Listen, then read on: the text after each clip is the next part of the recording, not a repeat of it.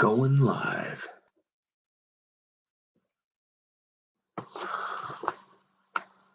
Only this one time. So it's almost noon.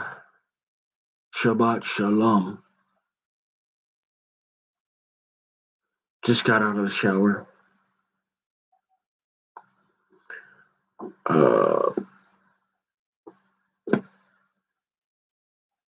Did the dishes.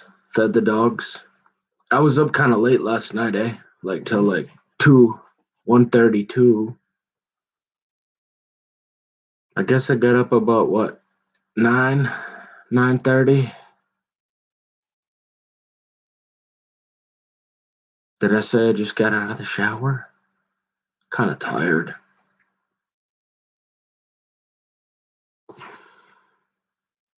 I wasn't gonna go on the video today, but I thought, what about going live? Yeah. So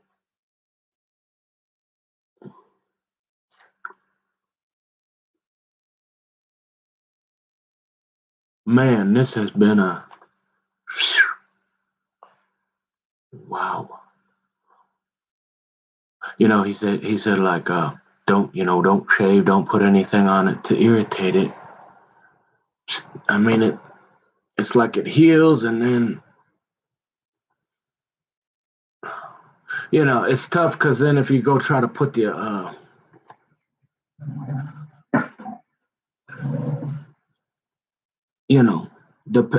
petroleum jelly, basically, right? Nice big jug. Oh yeah, because you go through this with a little, even a little bit of whiskers, right? So, but this here, I'm not sure. This here don't seem doctor's orders.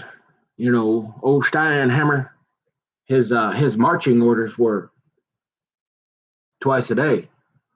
Don't put no more. Don't clean it with rubber and alcohol. Nothing. It's kind of like they say, right? Doctors, they're practicing. That's why they call it a practice. They know most a lot through experience, but you kind of gotta, like, so I kept putting this on twice, and I noticed it actually started getting worse. Like maybe it had enough. It needed some air. So then I tried some of that.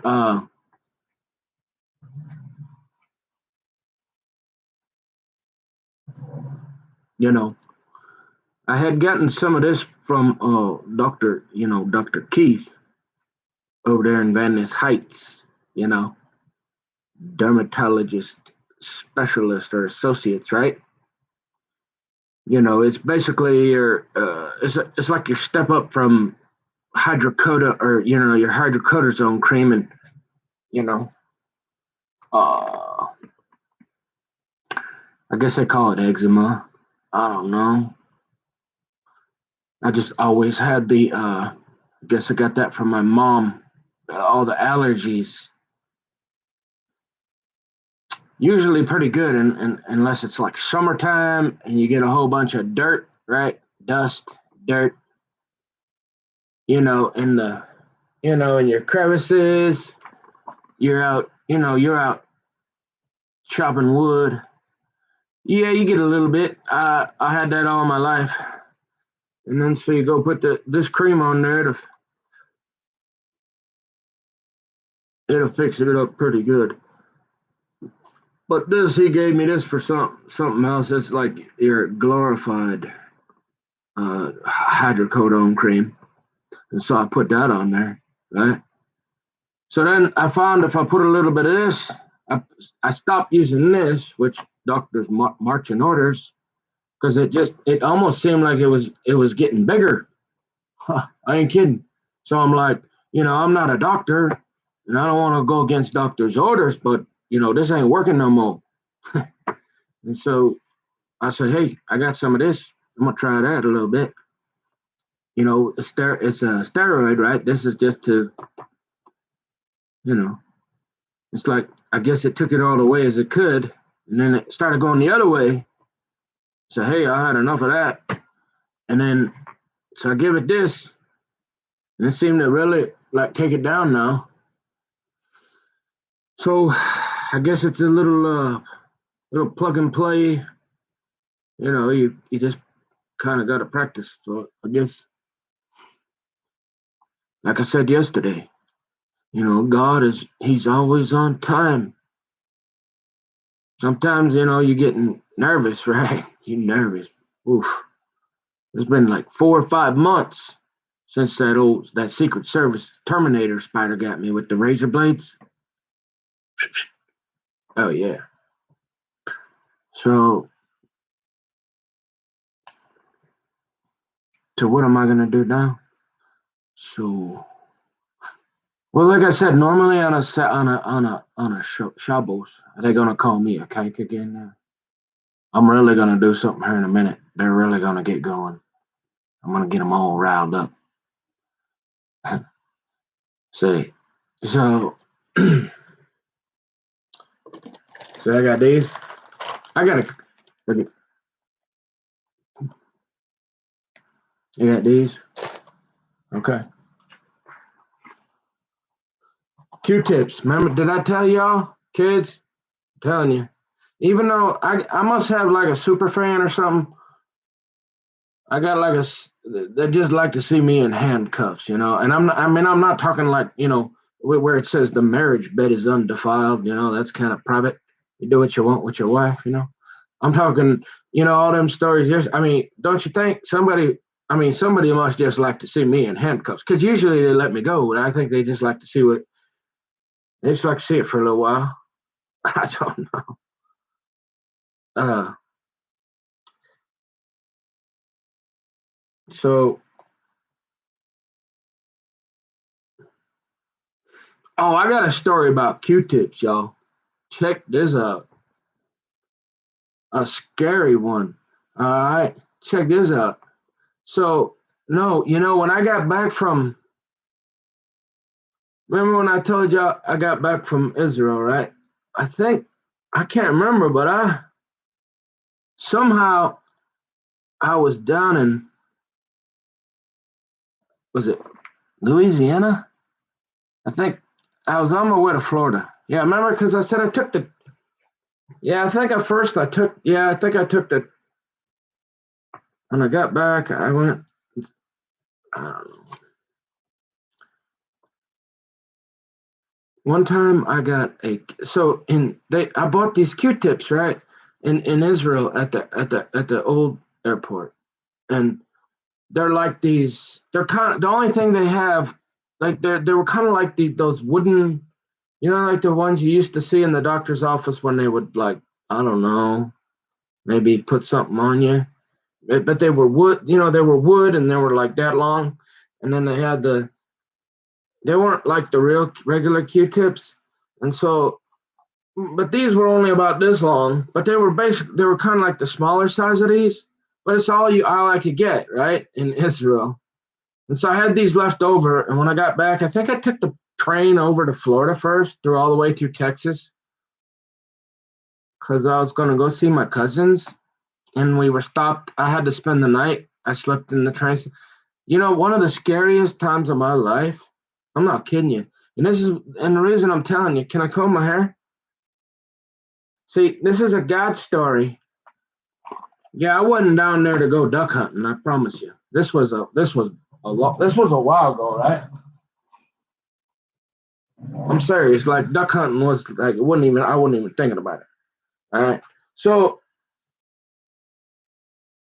I got these Q-tips left over, these wooden Q-tips. And I was trying to be careful because it just reminded me. It's the first time it's ever happened. That's why you want to buy the real Q-tips, because your ears, you got to be careful with these. But look at this. How did this just happen? I put a Q-tip in this here. I barely just got I almost had to go get a tweezers. Never had this happen in 1,000 boxes of Q-tips in almost 45 years, kids. All right, but I just I caught it right away. But it reminded me of that time when I was down in Louisiana. I can't remember what parish we was in, but they had a nice heavy set sheriff lady. They let you stay. Back then, they still, like, if you couldn't get your connection, that was when they stopped. That was right about when they stopped putting you up in the hotel motel, and but they still let you stay in the train station. And so they bring in like a sheriff's deputy or something.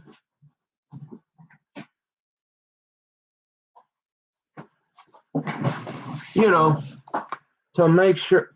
Look, these are shorts. And that's the other weird thing. Like, check it out, y'all. Like, seriously, I better they're shorts. You know what I mean? They're boxers. But it's like, I don't know. They're not underwear, right? And so I feel like I'm wearing a pair of shorts, I mean, it's not like I'm some woman with is that illegal? I don't know. Because I got my shirt and I'm getting dressed, right? But the reason I mention that is because I've had people get offended. I don't know if, like, I was at a hotel or something, out visiting my dad. I get a hotel the first couple nights. Call him up. Hey, Dad, what you doing? You wanna go get a taco? Not at Taco Bell. I mean, real good taco. And like, you step out on you wake up, right? I don't know. Like I said, to me, it's just like wearing a pair of shorts almost, right? But some people will look for, like, there could be a half naked lady running around and they won't, they won't say a word. But if they see a guy they don't like and he's wearing his boxers, all of a sudden he might be exposing himself or something. We got to get the police over here, right? I mean, seriously, there's such a double standard with stuff. So hey, I'm gonna go over here for a second. Hold on.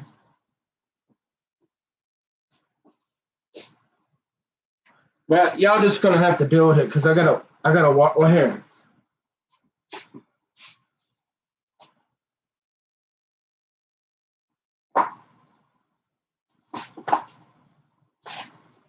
There. Now we got, see, look, there. I got, okay.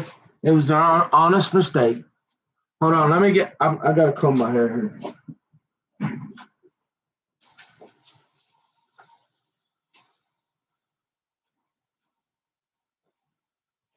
And see, what they'll do is some of these people with these political agendas, they'll come up, they'll use anything to, but like, if it was tidy whities, right?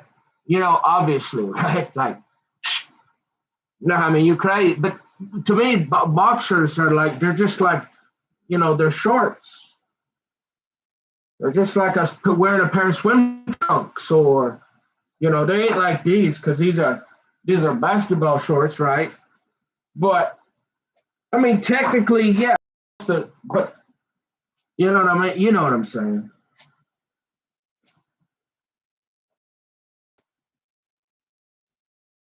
And so back to well, you get down the fiddle and you get down the bow. You kick off your shoes and you throw them on in the kitchen till the morning light. Well, hey, it's a Louisiana Saturday night. No, it wasn't like that.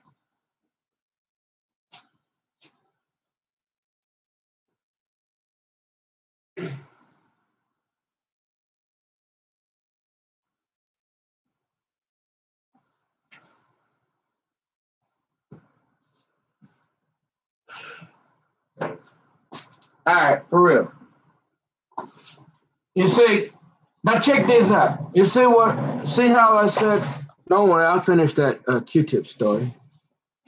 You remember how I told you I was part redneck? Like, if your favorite meal comes out of a can, you might be a part redneck. Well, if you can afford like a fancy meal, or like, like this here. Okay, you know what this is? Remember I told you I was part conservative, right? I'm part liberal, part okay. And then you got all kinds of different, you got fiscally conservative, socially there's all kind of areas, categories, right? So don't try to put me in a box. But you know what you're looking at here. I bet it wouldn't take too long to figure it out. How long do you think I've been using this? Oh yeah, probably I don't know, 10 years. I think this come out of a first Buick. See, I'm the kind of guy. I'm like, we're getting rid of the car. They're gonna junk it, right? Engine back. You know, we drive them. What are they? We call them bulletproof. What are they? Them which liter? 50 liter. Hang on, I'll tell you. Uh, okay, I can afford a mirror. Okay, look. Uh, yeah, the Buick engine, bulletproof. They cut out. Yeah, the 3.8 V6s. Oh yeah. Okay, we got a few of them, right? I'm the kind of guy. I'm thinking. I mean, I'm not. I don't have a lot of money, right? But I'm always looking to say, hey, can I reuse something? I guess I got that from old Grandpa Gordy or something. Because Grandpa Gordy, he the same way. He always reusing something. So I mean, before all y'all came up with the EPA and all this recycling stuff, I mean, that what that was called, right? That was called the original conservative. You know, way before y'all had all this EPA. I mean, we was already way ahead of you. Uh, but now they took it to a different level that they regulate things so bad. I mean, it's tough to even be in business, right? I mean, it's getting a little easier because it's like anything, the cost comes down over time, obviously, but you know, it really killed it put a lot of people out, right? So do you want me to which one do you want me to finish up first? You want me to tell you about the heavy set Nash Nash when I slept in the train station and I wasn't looking for no ducks. I was just passing through on my way to Florida. Okay. And let me comb my hair real quick. Which one you want me to tell first? Go ahead. Go ahead. Just put it in the comment there. Uh, well, let's go. Let's go in order. I'll go ahead and finish the. So I got these Q-tips left over from Israel. I'm not gonna. I knew they were dangerous because I had been using them, and one broke off. But it was like this long. And I'm like, whew, I'm like, I got to be careful, and I'm being careful. So I'm in this bathroom, in the bathroom in Louisiana, what parish? I don't know. I was gonna go walk around a little bit but I took, it was kind of dark out, and I took a little look around because usually when I'm traveling like that, planes, trains, automobiles, I like to stay close, to the station. But if I got an hour or two, I might walk around the block or something. And but for some reason I just didn't. I was like, I don't know, that was one of the places where same thing, kind of an LA station. Yeah. Hang on. Just hold up.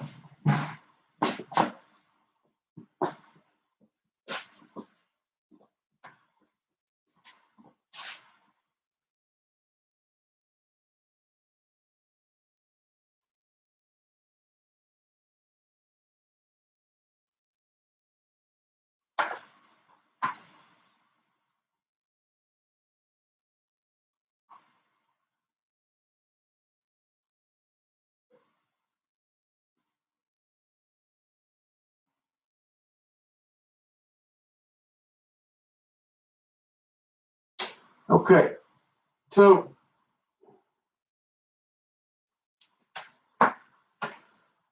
I mean, this was one of the scariest. Remember how I told you I'm basically a normal guy, right? Really, other than, drinking a few beers and getting in a little driving trouble. Pretty much, you know what I mean? You're like, I don't cause no problems. I don't bother nobody. I never got into the gin and juice or anything like that. Just, you know. But so I really ain't had, other than getting, they tried to make me Jacob Waterman. There was that one. There's been a few, right? This was pretty scary. I mean, because, that ear canal there, that go right somewhere towards your brain or something, I think. I'm not sure. No, I'm not a doctor. Y'all know the rest of that one. And I'm not, what's his name? Who said that? Who started that? William Shatner? What did he used to do? Was he Lovecraft? No.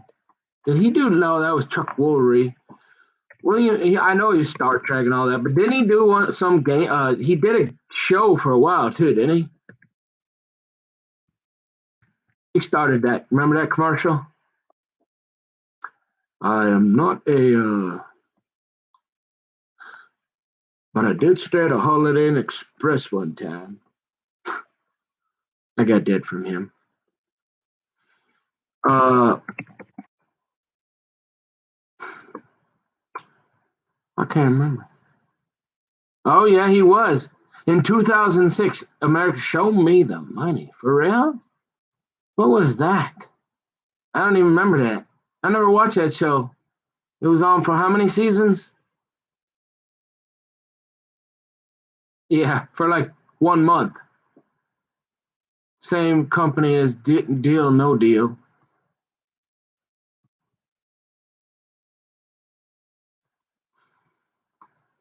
So I'm down in Louisiana. I mean, I ain't had a shower in 2, 3, so I'm, cleaning up. And I pull out these, because I don't throw anything. I don't throw anything out. I mean, I'm not like them hoarders out there in Bremerton, but I try not to throw things away that could be reused. Okay. Now I ain't got no duffel bags of mail down at the post office or nothing. So just junk mail. Um, but this Q-tip breaks off in my ear, and I can't get it out. I'm freaking, and it's right on the edge, right, and it's like I can feel it. Like I'm afraid to even like walk. Like I'm afraid it's like I can't get at. I mean, there's nothing. I'm going like this. I can't get my fingers in there. I mean, I'm freaking out because I can feel it. It feels like I don't know if you ever go ahead stick it in this end. You know, it's like 6 o'clock in the morning. It's like no, it's like 5 o'clock in the morning. My train's leaving in like 2 hours, and I've been there for like 24 hours. I won't get out of here. Okay. I ain't trying to go duck hunting and I'm freaking out. I'm thinking, where's the nearest hospital? I'm thinking, I got to go talk to the heavyset gal, the sheriff's deputy, and you got to get me an ambulance or something. Because if I walk, I'm afraid it's gonna jam in different. I mean, there was, and at this point, everybody had woken up pretty much, and they had spread out. And I don't know if they had a whole bunch of people. Maybe it was like part homeless shelter too, or something. I don't know, because all of a sudden there was nobody really in there, or there was a couple of people outside smoking or something, and there was only like 2 or 3 of us in the building waiting to go for a train ride. And there's nobody. There's no like. I don't see, I'm looking on all the walls. I'm looking for a first aid kit. I'm thinking tweezers, That's my only hope. Or, I got to go to the doctor and get one of those, those needle nose that they got, and maybe you're gonna get it without having to cut my ear up, cut my head open. Man, you want to talk about entertaining angels? I mean, it seemed like it was like 5, 10 minutes. It seemed like a while, and I'm freaking out because I can feel it, my equilibrium and all that starting to go off, and I'm getting nervous. I don't know. The idea of having a like something the size of that stuck in your ear, possibly going further, and you can't. It's a little nerve wracking. And all of a sudden, what are the odds? Just like all of a sudden this guy come. It was less than 30 seconds, right? I don't know, like a minute or two. And here come a guy, and all he was doing, he was wearing, like, I don't know, he didn't have nothing. But I literally, I was broke at that point. I didn't have any money. I barely had enough money to eat and get on I don't know. But for some reason, he had a tweezers. And, I got it out, and I was just like, whoa, dude, where'd you come from, man? Like, and I don't know. Like I said, I literally had like $20 left to my name. So, yeah, that's my Q-tip story. Anyways, what are the odds? God put them right. God brought somebody with a tweezers. The odds that some, Ellen DeGenerate was sitting around deciding whether she wanted to put me in handcuffs again or get me a tweezers. At 5 o'clock in the morning in Louisiana, and all of a sudden the guy showed up with the tweezers, like within a minute, while I'm freaking out. This was a God thing. This guy. How many people walk around with tweezers? I know. You'd think I do with a big old backpack I carry around, but no, I don't have any tweezers in there. So this here, look at this. Okay. See, I'm the kind of guy, even if I had $1 million in the bank, I'd get a date. Remember, I'd be an eligible bachelor and not a half a weirdo. But this here, I'm the kind of guy, I'm like, hey, well, the junkyard dogs, the junkers, they'll do that. They take out like when you sell a car, you can get like $50 for any car because there's some kind of, I don't know, platinum or something. And well, not anymore because they don't do it in like the Cadillac converter or something. They would, so,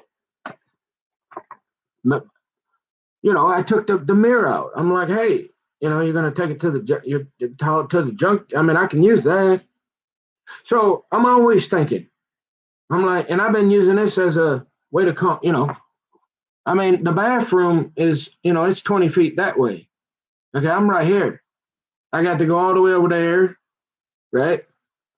And I don't even know if, I'm right here. Practicality. Now, I don't know how much a woman would appreciate that. She'd be like, honey, do you really got to use that mirror? But I'm single. I can see it now. If you had a girlfriend, all of a sudden this would be like disappeared or in the garbage or in the garage or something. She'd be like, go in the bathroom and comb your hair. But hey, it's just me. So what do I care? It's simple. It works. It's a mirror. Why would I throw it away? So I've been thinking like that for a long time.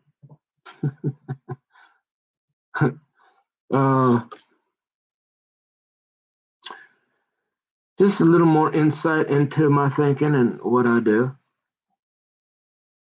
Call me crazy. But, oh yeah, remember, seriously, kids, hey, if the food, the showers, The clothes, oh, the clothes are bad in, jail. Uh, they wash them, but they're really greasy. They're not, I mean, I don't know. They don't feel clean. Showers are all right, I guess. But, if you get any, watch your feet. You get any, like, they don't, there's a lot of stuff floating around them floors. Make sure but you ain't never going to get none of these. Remember what I told you? I don't care what you do. It's like a good woman and a good dog. You can't replace it. Okay, you ain't. I don't care. It ain't the same. It's like trying to go scuba diving with a wetsuit. I mean, you can't feel that water. And this here, I mean, like all you got to do is use a cute look. If you look around you and you can't believe in God, all them pretty flowers and all that nature and all that stuff, and y'all think that still come from a fish or something? Is that what they're trying to say? We evolved from a fish? I think one guy was trying to tell me. Yeah. Look, if you got a Q-tip and you clean your ears out and you still don't believe there's a God. I mean, I'm not sure what else to tell you. So, but yeah. So I don't care what you do. You try to twist up the paper, and you used to they probably budget cuts, and you used to about get some pretty decent paper towels. I don't know. I ain't been there in a long time. Like I said, I figured out a while back. I'm not. It's kind of like that story, Made for Children. Yeah, I can't.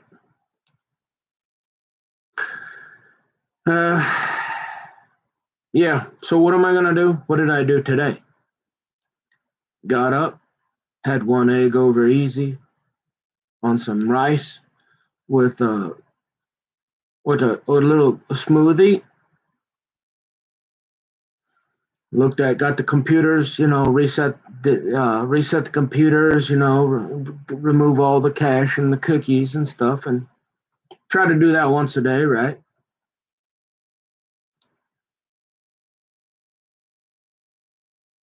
Had the dogs. I did some dishes. I took a shower, and I'm just kind of relaxing today on the Sabbath. Oh, I know what I was going to do for you. Remember? So, look. Hey, I got these here. I bought these at Walmart. I got like 50 boxes I bought. I am kind of I don't know. I like to be prepared. If it's a decent price, I'll buy a little extra. It's funny though. Now, it's like my roommate, I'm like, hey, would you pick me up five jars of peanut butter? And he looked at me like, what you need 5 bottles? I'm like, well, I mean, I go through one pretty much, one or two a week. Like, and he's looking at me like, I mean, are you like one of them prepper guys or something? I mean, why would you need so much peanut butter? And I'm like, I'm not preparing for the end of the world. I just want a couple extra peanut butters around. I mean, what's so bad about that? But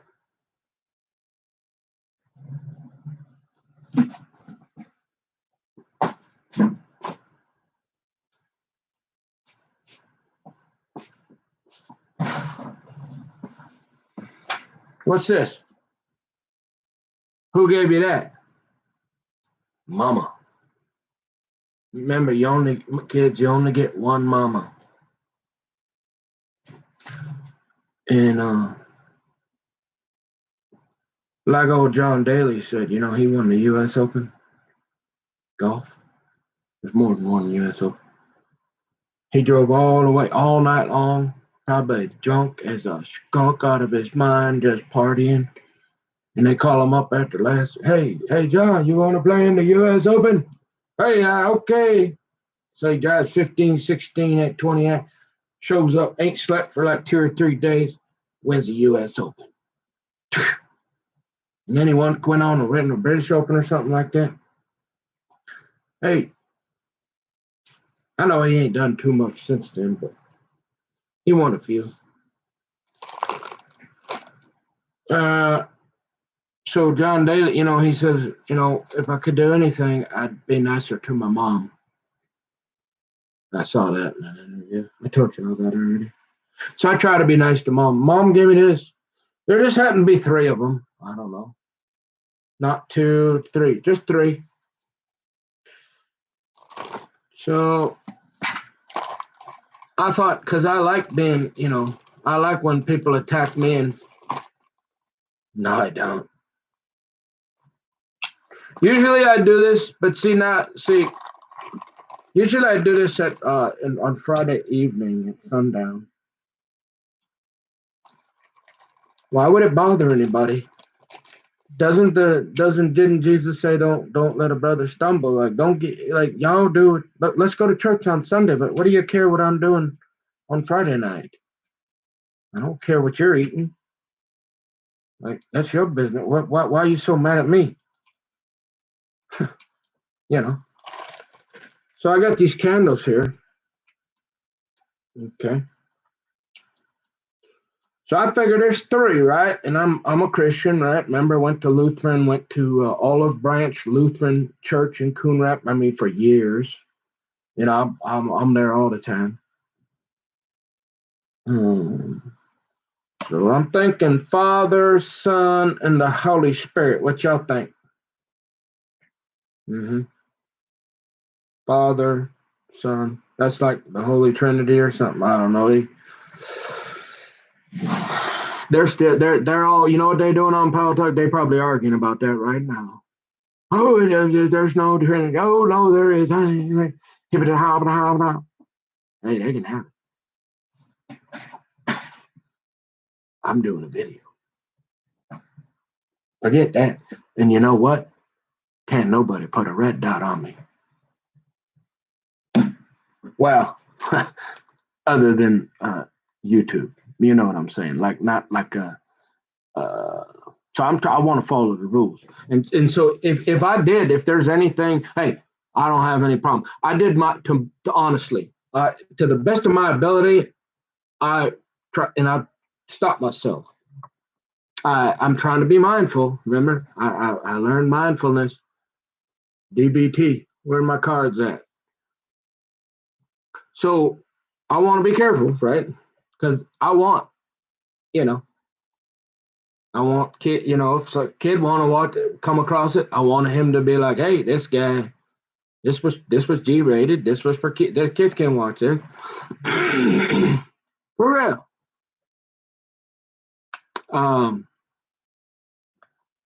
So what? So if I've said anything and that again, no. The only thing I can think of I said, right? Because I know I haven't sworn.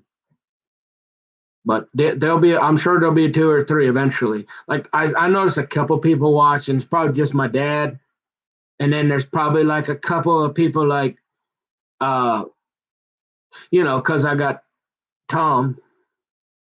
I mean, he the only one I know that got Facebook, and nobody else. So I'm sure a couple family member might have say, oh, they noticed my picture. They might not even, they say no, because you got a mutual contact or friend, right?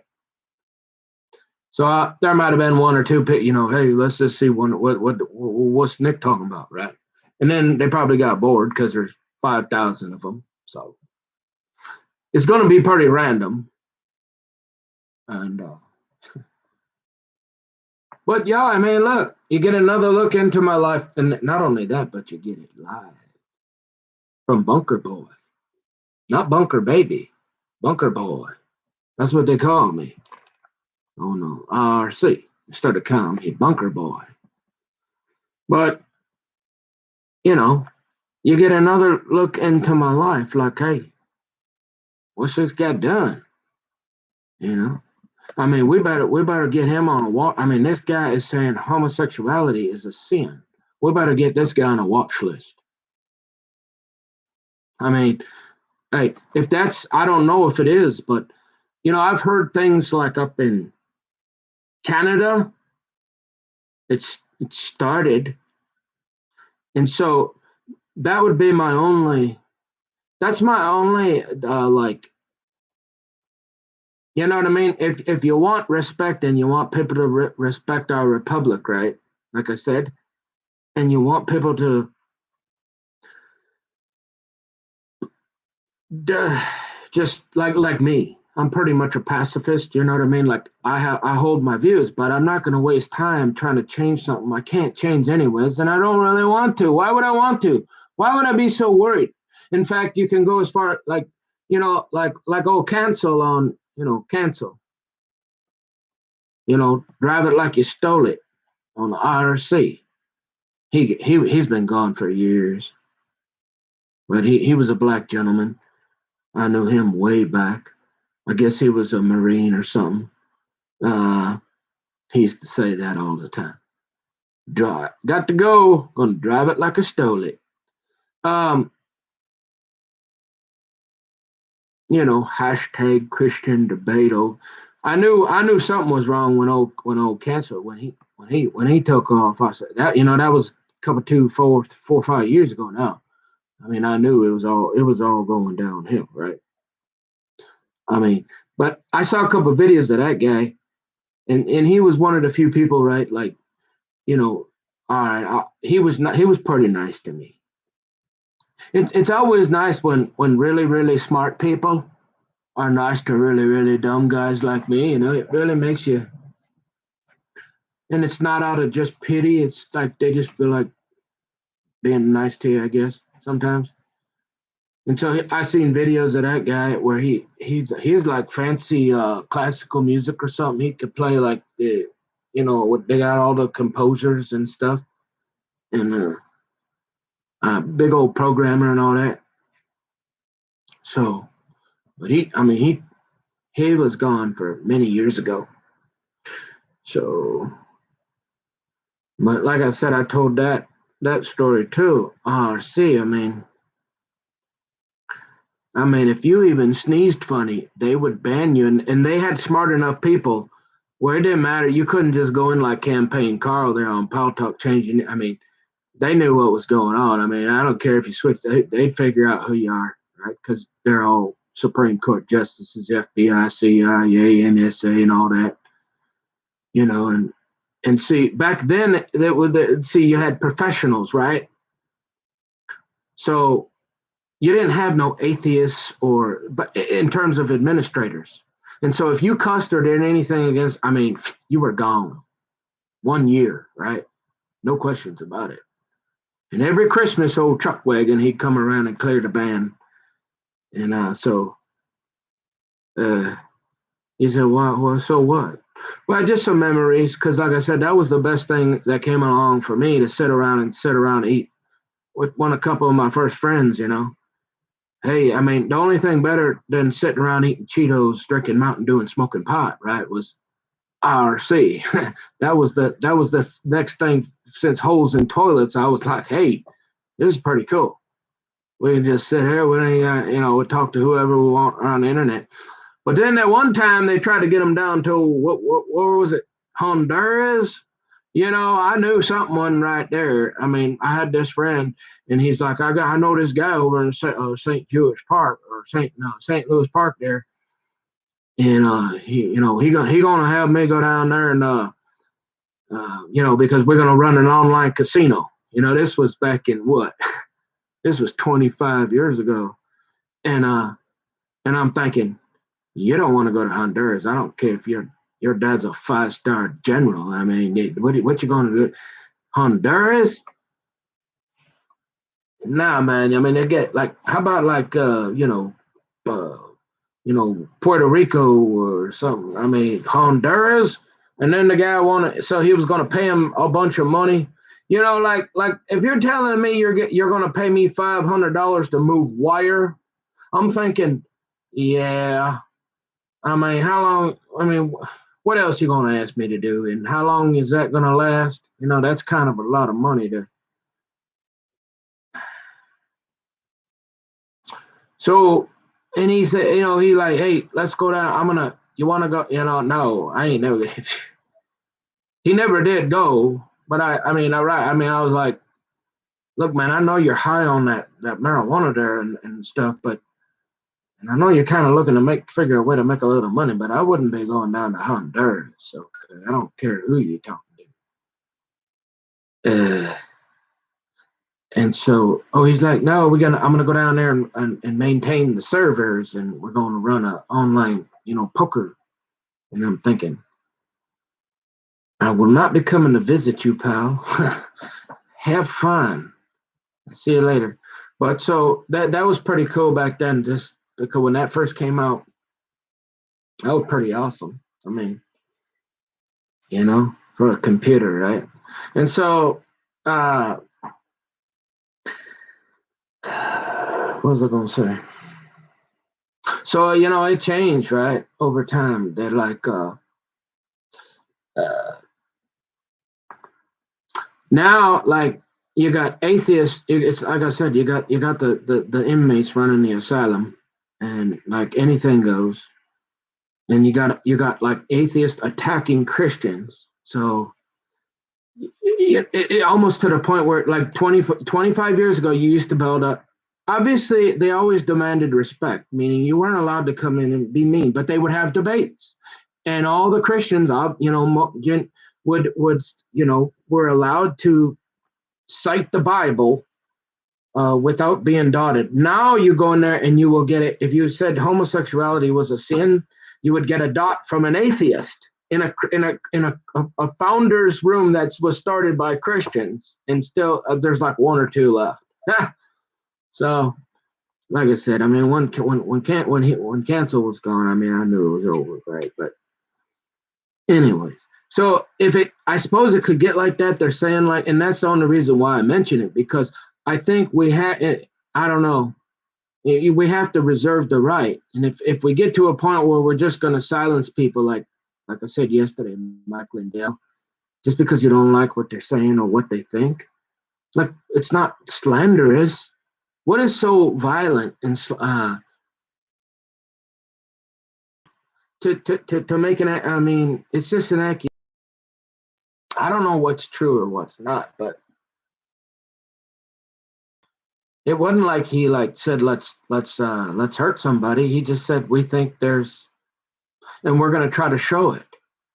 And it's like by hook or crook, they'll do anything to silence it. So is it possible? I suppose somebody might say, I don't know what I you ever looked at the terms of service? I mean, it's like 500 pages long, and the print's like it's like this. You need like bifocals and like 10 years to read it. So I mean, I don't know what's in there, but I would guess a rational approach would be, as long as you're respectful and your intent is not to hurt somebody or tear them up or be mean to them, and you're just speaking in terms of the Bible. If we ever get to a point, and I've heard, I don't know exactly, they've got something coming down the pike, right? In the pipeline. We've talked about this on Pal Talk for many years, that apparently they've been greasing the wheels. And when they do that, I don't know, man. So if they ban, I suppose I hope not, because I don't. It's not like I'm coming on here and that's like the least of my worries. I don't, seriously. Like I said, it's none of my business. I don't want to do it. Don't just. I can't stop it. Please don't do it around me. I go to church. Come on down to church, but we're still going to tell you the same thing, right? But if they start banning us out, then that's seriously getting into freedom of speech, because there's a big difference between, and this is what I've been trying to get across is, seriously, it's not reasonable if a guy, if you can't distinguish between somebody being violent or advocating the abuse or hurt of any particular sex, religion, race, creed, which, because I'm all inclusive, right? I don't know what are we getting into? Are we really? I mean, that is some really scary territory. So, and anyways, but it's okay to call me a kike because I'm about here right to light these candles, and I gotta get some. I gotta get the.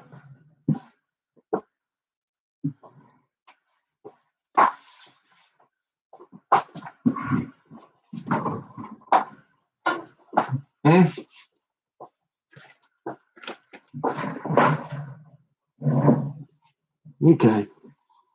So just to show my alliance, you've got the LGBT alliance, you got the Muslim Brotherhood alliance, you got the. I mean, can I have a Christian Jewish alliance? I mean, is that all right with y'all? So I got this here, I got this down there at the. I don't know, one of them kosher markets. This was sitting around about 10 years ago. I found this. And apparently this is what they do on Friday nights, I guess. I don't know. And I'm just thinking, hey, I just seen it sitting there, right? And I'm thinking, I'll give it a try. I'll try anything once, not everything. So on Fridays, just to just to make sure everybody's real comfortable when they call me a kike, I want to make sure they got good reason. So what I do is I read this here. Okay, so it'll go like this, right? And usually, because like the Muslims, they like to pray towards Mecca, right? Well, I'm a Christian, so hey, I'm going to pray towards Jerusalem. Okay, I think let's see, it's probably that way. So usually, so I'll kind of look this way. So it goes like this, right? And oh, Karadig. So here's the funny thing. See, this is what I don't understand. Like Karadig, he'll say, "Oh, Camper boy, you are butchering that, son." Like, how come you can't look and be thankful? Because Karadig, you can tell DKS and them, right? They are all, I don't know, they're some sort of messianics or something. I don't know what they are, but they're pretty. So I'll do my best. Hey, can I get something to drink? Hold on, let me.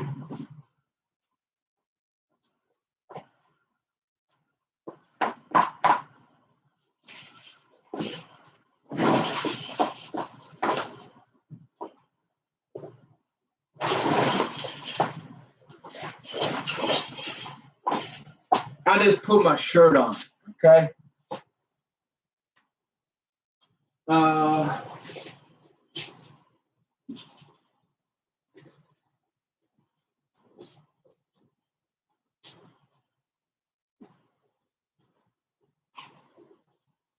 So like I said, so like, so I'm playing like at, I got some different things around, ointments and through the years, and I don't usually throw stuff away. And so I've been trying some. I think I found. I got the. I think I found. I think I got the right one on there.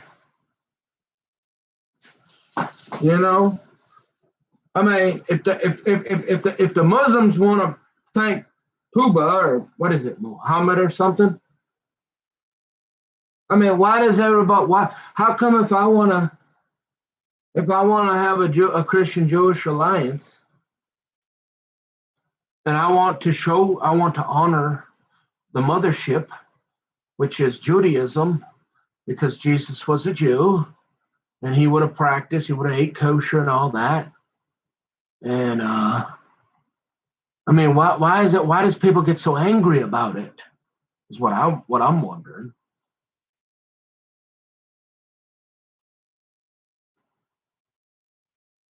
Okay. No, like I said, the only thing I can think of is the finance. They got sick of paying interest or something. Like, they're like, these dang Jewish people are so. I mean, they got so good at the finance, and they got a snookered. And they only do it to we got to we're paying way too high interest rates here. We got to do something with these guys. Oh no. So, anyways, let's read it. So go like this.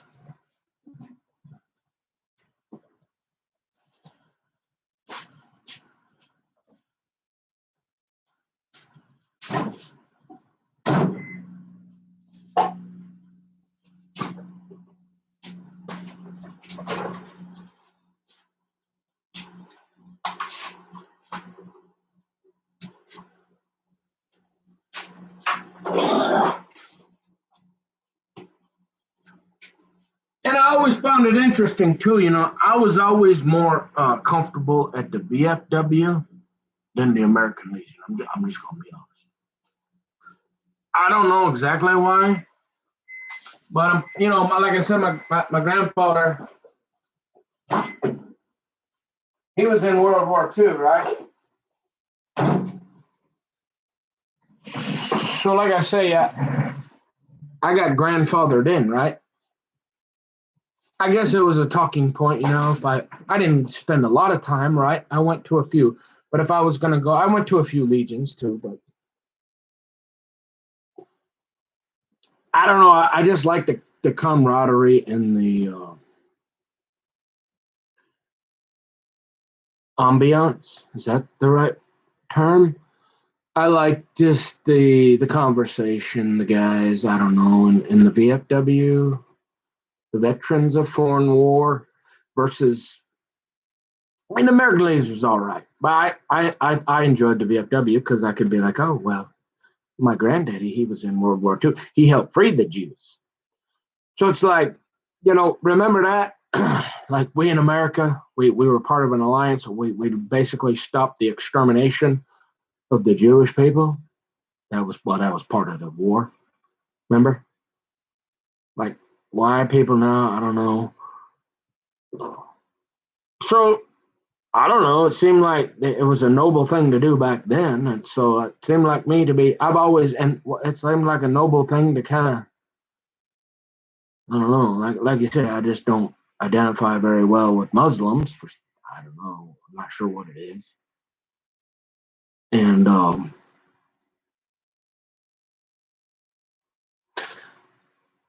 can y'all believe there is a mosque on Robinson Drive in 113? I mean, what are they on? I guarantee. Well, now there might be like one over in maybe Andover, or maybe there's probably. I mean, there's probably some, but I mean, when they put that one up, that would have been the first because I seen that about 20 years, 15 years ago now. I couldn't believe it. It's right across. It's where the old real estate building. Oh my! I mean, I used to build forts on that property, and like that was woods almost right behind it. And I'm thinking, back then I'm like, I know there is not another mosque around here for 500 like radius. I guarantee it. And they have somehow they only in America, folks. Only happened to the camper. The odds of that, which is fine. I mean, it's America. They got a right. Hey, if you can get the city council, right? But the idea that it would happen in Anoka County, on the street I grew up in, 5 feet from my bus stop, the first mosque of all time, anywhere near there, I guarantee it. The only other ones they would have had at that time is in Minneapolis or St. Paul or something. How that worked out, where they got, hey, somebody likes to see me in handcuffs, I guess, or they used to. I mean, how many times on that one trip did I get like 3 or 4? I ain't been in handcuffs for a long time.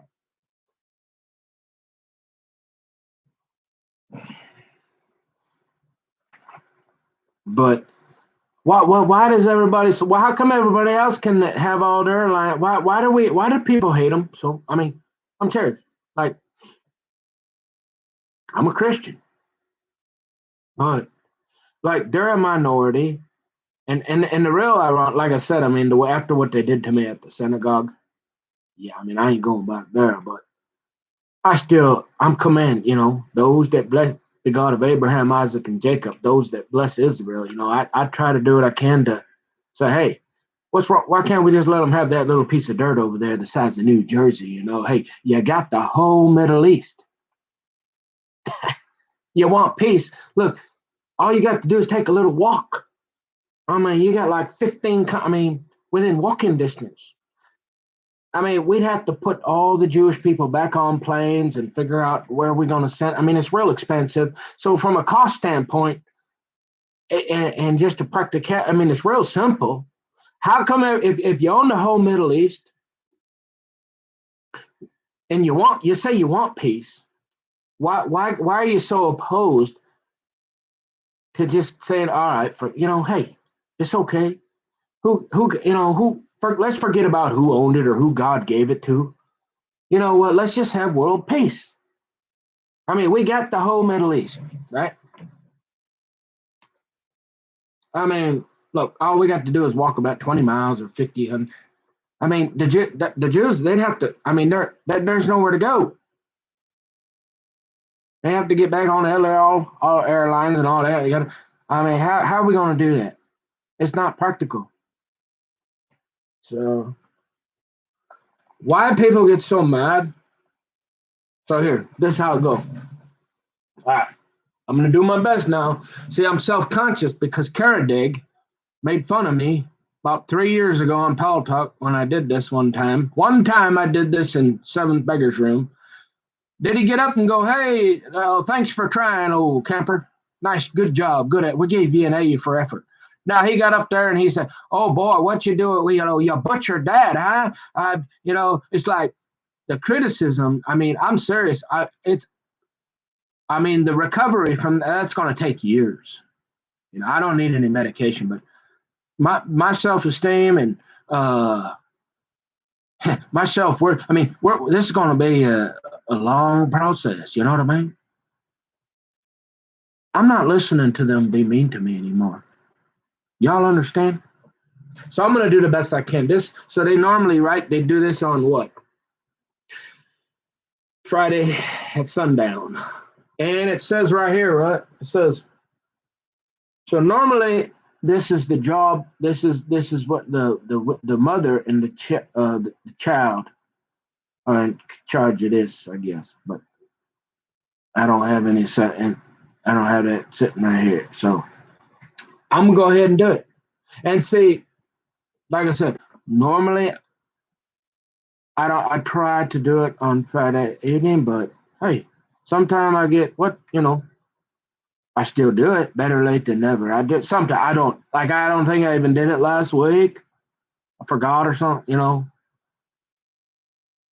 but they're still gonna call me a kike. I don't understand. Okay, so let's do it. Baruch Ato Adonai Eloheinu Melech HaOlam Asher Kideshanu B'mitzvosav. I mean, try doing this 10 times. Vitzvetnuch Lichadlik Nashel Shabbat Kodesh. Okay, so that's the Hebrew. Here it go in English. Blessed are you, God our Lord, King of the universe, who has hallowed us through his commandments and has commanded us to kindle the lights of the holy Shabbat. Okay.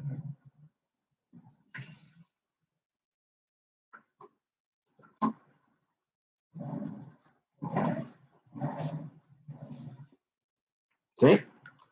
All right. So look at that. One. Oh, no. Say we get a one for the Father, one for the Holy Ghost,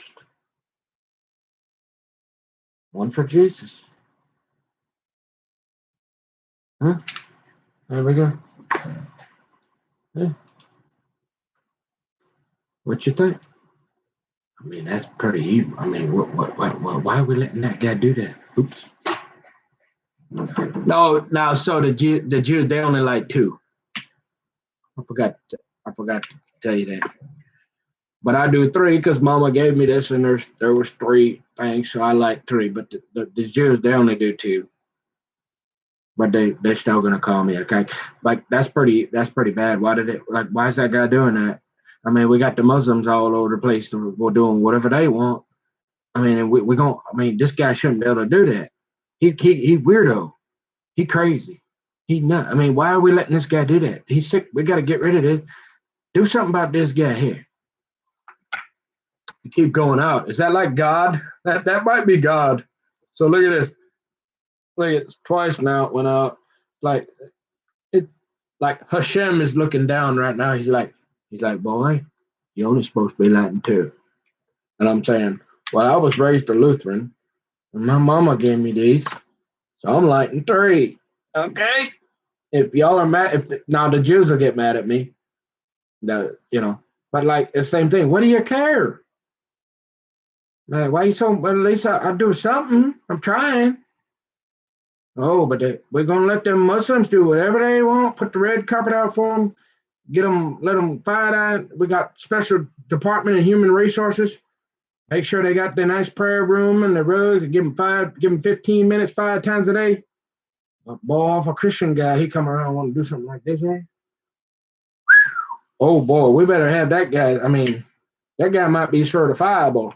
We better have him checked out. We better take a look. Better take a little closer look at that guy. Well, there you go. I'm giving a ride to you. I'm opening my life to you. Man, I mean, I don't know what else. So, kind of an old guy, I guess. But hey, I put up. They say I still clean up all right. For an older feller. Uh, well, that's that. I'm done with that. It'll stay over here.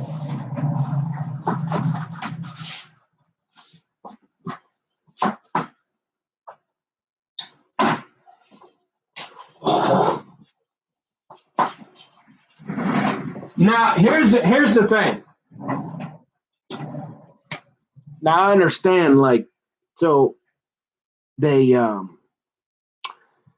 there's like this political hypocrisy, right? Like, I wasn't disrespectful. Like, I didn't make a cartoon of Muhammad, right, or anything, or make fun of him. I didn't say anything against their prophet. But it's almost like even if you even mention them, they'll get the care day or care or whatever it is.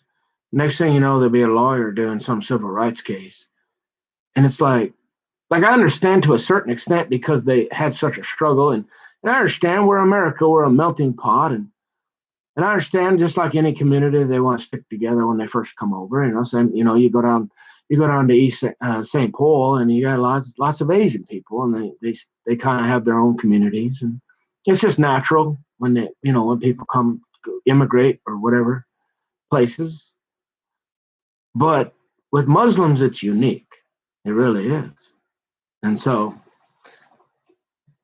it's like, it's obvious, but if you talk about it, somehow they'll find a way to say you're being disrespectful, but yet they continue to march on and get all these.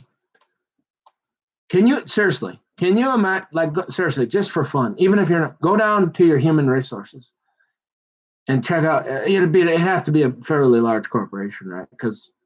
Or even just tell your boss, make sure there's a Muslim guy there, and say, I'd like to pray 5 times a day like that Muslim guy. I want to say the Lord's Prayer. I suppose they might have started doing it, but they'd look at you like you asked them to, get an 8-ball of crack and go down and get a hooker on Lake Street. Okay, they would. They'd be like, "Are you crazy? I mean, I'll you don't want to work? I'll find somebody else to work." But that Muslim, he'll come in there, and they lay the red carpet out. Anyways, enough about that. So, yeah, but like if y'all are doing all that for the Muslims, I mean, don't be mad at me because I'm trying to help the Jewish people. Like that's my choice. Like if I want to help them, if I want to help them get back wherever they're going, they most of them are trying to go back that way. They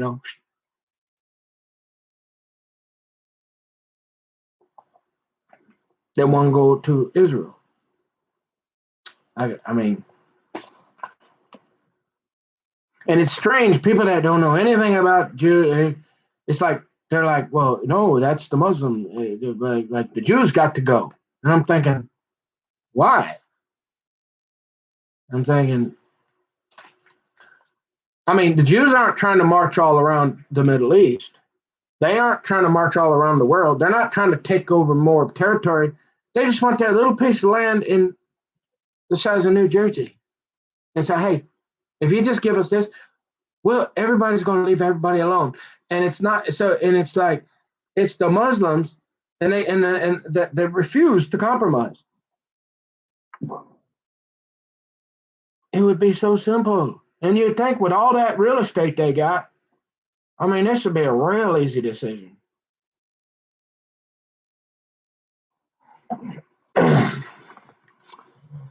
But apparently it's in line with all that holy war stuff which they deny, which I've heard, which people on Pal Talk have taught me. I'm not claiming, I'm just saying, I'm repeating what I think somebody has told me, right? It all kind of go into, they're allowed to lie to infidels or something, but really they want a holy jihad, right? And then the ones, they pretend they don't, and then they got everybody convinced that, oh no, that's just a few of them, and we just want to leave. I mean, but if you mess with Israel, yeah, I'm pretty sure it's gonna. I mean, if I've been reading that Bible for a while, I don't know much. It's complicated. You're pretty much gonna have nuclear World War III. So I'd say, hey, if everybody they like sitting around watching football, eat your bratwurst, don't hate them and just let them have that little piece of land and let's leave them alone. I mean, ain't really bothering nobody. They got a few Nobel Peace Prize winners, couple pretty smart guys doing some like. I guess they run some of those high tech. Ain't that interesting too? God, I guess some of it, not all of it, some of it. I don't know, man. What's the problem? I don't know.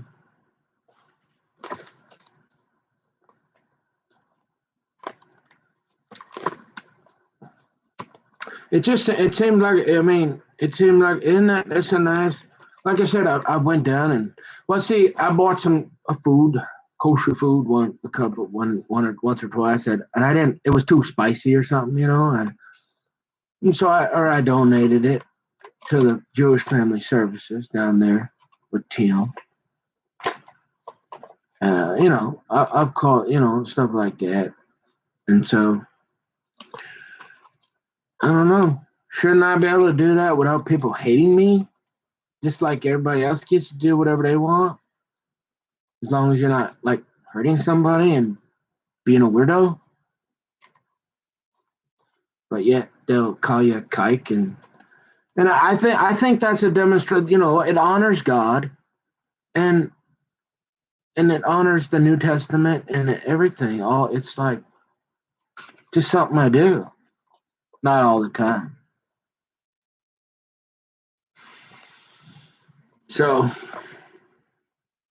like I said, I mean, hopefully, because this is awesome. Like for myself, I mean, for like my dad to see, so he can really, really get out. Like, because I don't want to make people mad. I really, truly, at this. Well, you remember the first goal was to explain my beliefs so people don't think I'm a half a weirdo, and I can tell the truth about the full details of everything that ever happened, like that yesterday. Think of it. My mom's been, she, like I said, she salvaged. When she was younger, she loved to get that old, ask my dad. Oh, boy, she'll get that. She want to get that old, you can tell I'm a nurse, the things they used to wear, but they're different now. But they used to, they had a just, oh boy, she likes to clean in that thing. She likes to lounge around the house in that thing. She likes to wear that thing out. Look, I'm a nurse, but every once in a while she get all fired up. You ask my daddy about it, he'll tell you. And she'll put that on, and she'll get the coffee going, and she'll get them cigarettes burning, and she want to go to town. She like, hey, let's figure out. Hey, somebody needs some medication. Let's get around. So there must be somebody that needs some Depakote or Trazodone or something here. Let's figure out what everybody needs on medication. I guess it just came to when she went to nursing school. She get all like, so every once in a while she get all excited like that, and it's like, Mom, no, not everybody need medication. You just need to settle down. Ask my daddy about it. It's kind of a joke. It's kind of an inside joke with my dad. But so once, like I said, I feel like I think I got enough out there. So if I think of something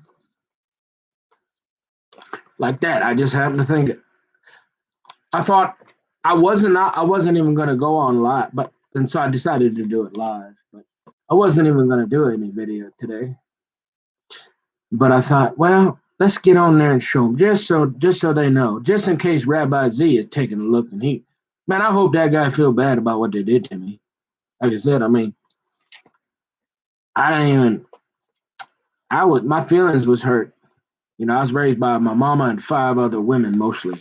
So I kind of been, so once in a while, I might not cry, but you might hurt my feelings, especially when you bring in 25 cops and almost shoot me or scared of living. You want to talk about crap in your pants, okay? And I wasn't having.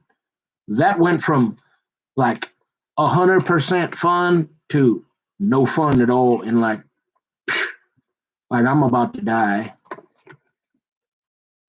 I'm surprised I didn't have a heart attack, right? But if you didn't hear that story, the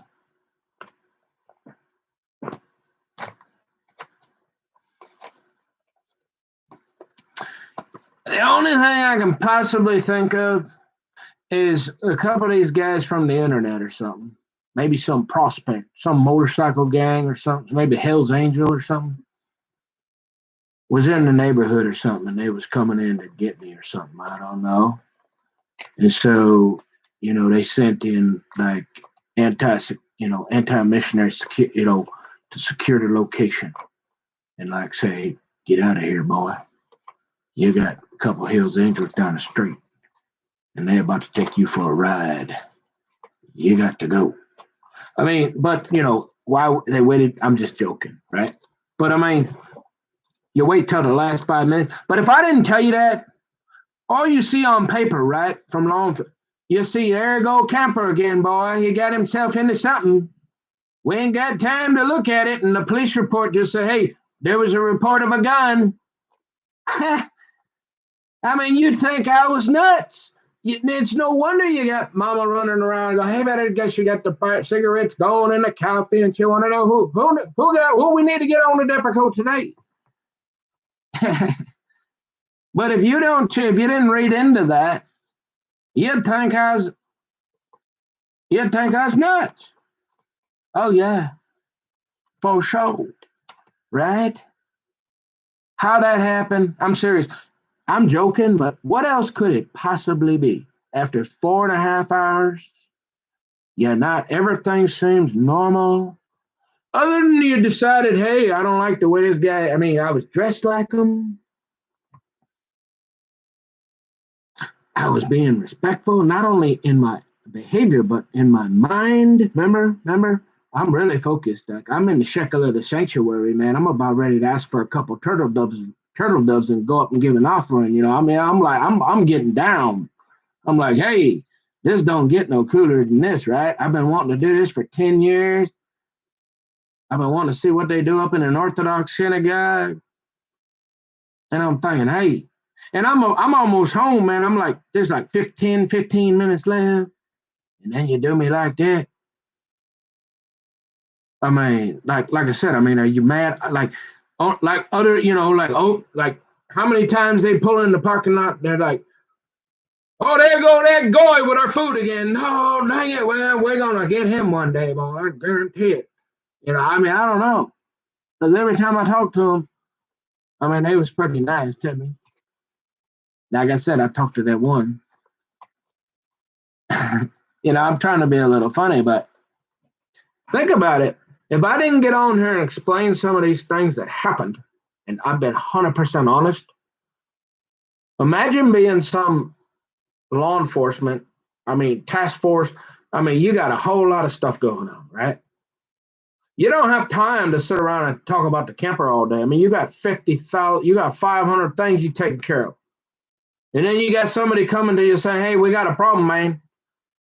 And, oh, okay, well, you work for me. I believe you. I trust you. All you do is see a camper on paper and you think, boy, I mean, somebody. But it's like, I didn't do anything that day. Again, I did nothing. Didn't even go to the bathroom. So between why, I just don't know how it happened.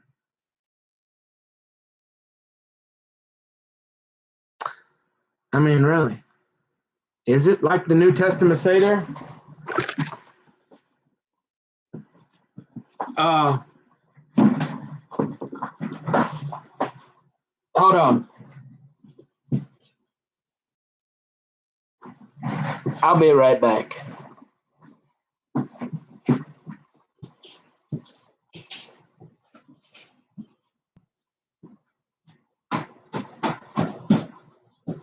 Quiet. It's quiet.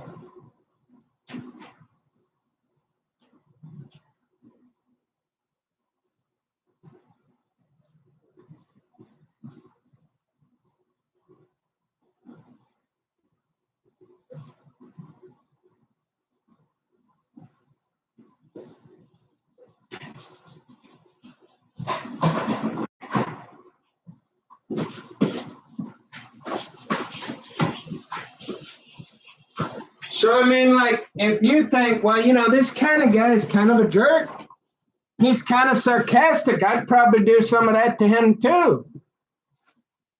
Well, I mean, it's developed more, because when more and more stuff like that happens to you, you start to be like, why is this happening? And you're like, hey, I want to tell people the truth. Like, why is this happening? It shouldn't be happening. Like, so yeah, it's pretty important that I said that stuff, right? And so now I'm more navigated to, and then I explained again. I pretty much kind of gave you an idea of what type of Christian I am. Support Israel, support Jews Alliance. Certainly not gonna. I mean, and so then I think the next step is to figure out if there's reconciliation with my father. Real, regular. You know what I mean? Real, not the old hokey doke. I go, it's okay, boy. I love you. Hey, it'll be all right. Just like every other time. I mean, there's a lot to talk about. It's my dad, though. Pretty good looking guy, right? I mean, he gave me, at least he gave me a pretty good set of hair there. Nice, average looking guy, right? Not ugly, not super ugly. I guess, like I said, I mean, he says he had quite a few girlfriends. I take his word for it. I didn't. Probably because I was raised by my mom, but then, like I said, I mean, he was raised in a really good Catholic family. So why he was a ladies' man, I don't know, or kind of, sort of. So I guess he probably would have, how like maybe I knew some people that maybe knew some people that maybe knew some people. So I guess he was probably he was one step up for that. So he probably knew some people that knew some people or something. I mean, I don't know, man. So, but he was pretty decently.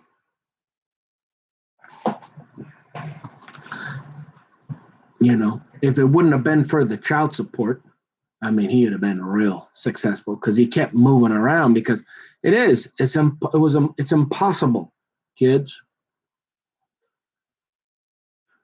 Find one and marry her. Do your best not to make her mad. Uh, that's all. I mean, that's the best advice I can give you. Yeah, because right, you know, when a woman is done, she's done. Right? It's like she's done.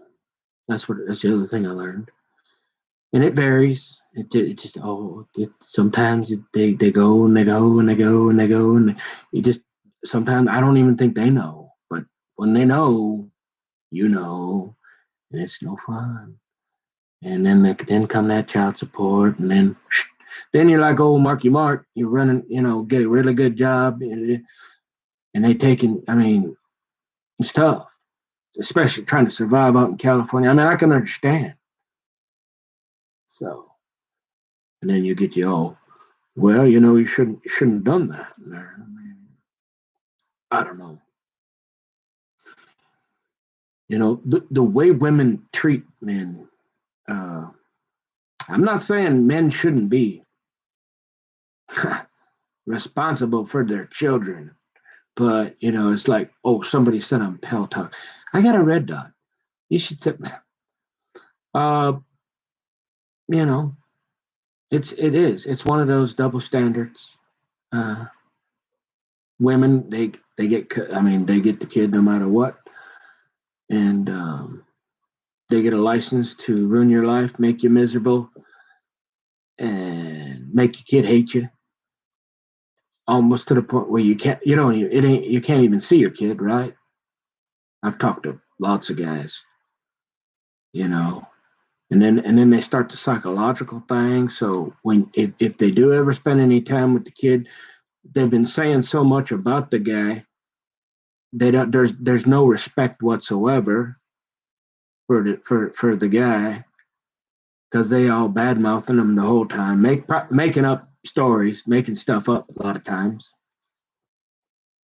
and then they're taking all their money, and she ain't even spending it on the kid, usually, not all of it. And it's just like, I don't know. It's a nightmare, kids. So boys, yeah. Um. So I understand, but so I would think that that'd probably be the next thing, because like I said, I mean, when you get to a point where you're so frustrated with your dad, you change your name legally. You've pretty much, yeah. I mean, you're pretty much saying that's, and so there's all sorts of emotions like, how does that affect my dad? Like, I know he's my dad. I know he could forgive me, but there's so many other factors, what other people are thinking, what they're saying, what I've said to them.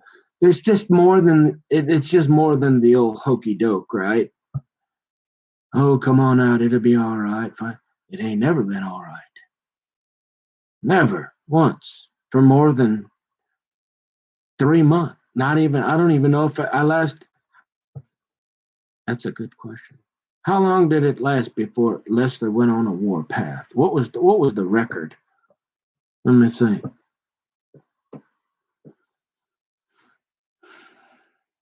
I mean, no more than 3 months ever. I don't even think. Maybe. I think I was out there last time 2 months, probably, maybe almost 2 months. That's probably the record. So,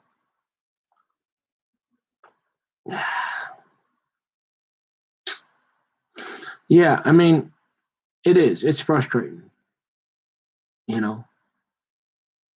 Not that the world owes me anything.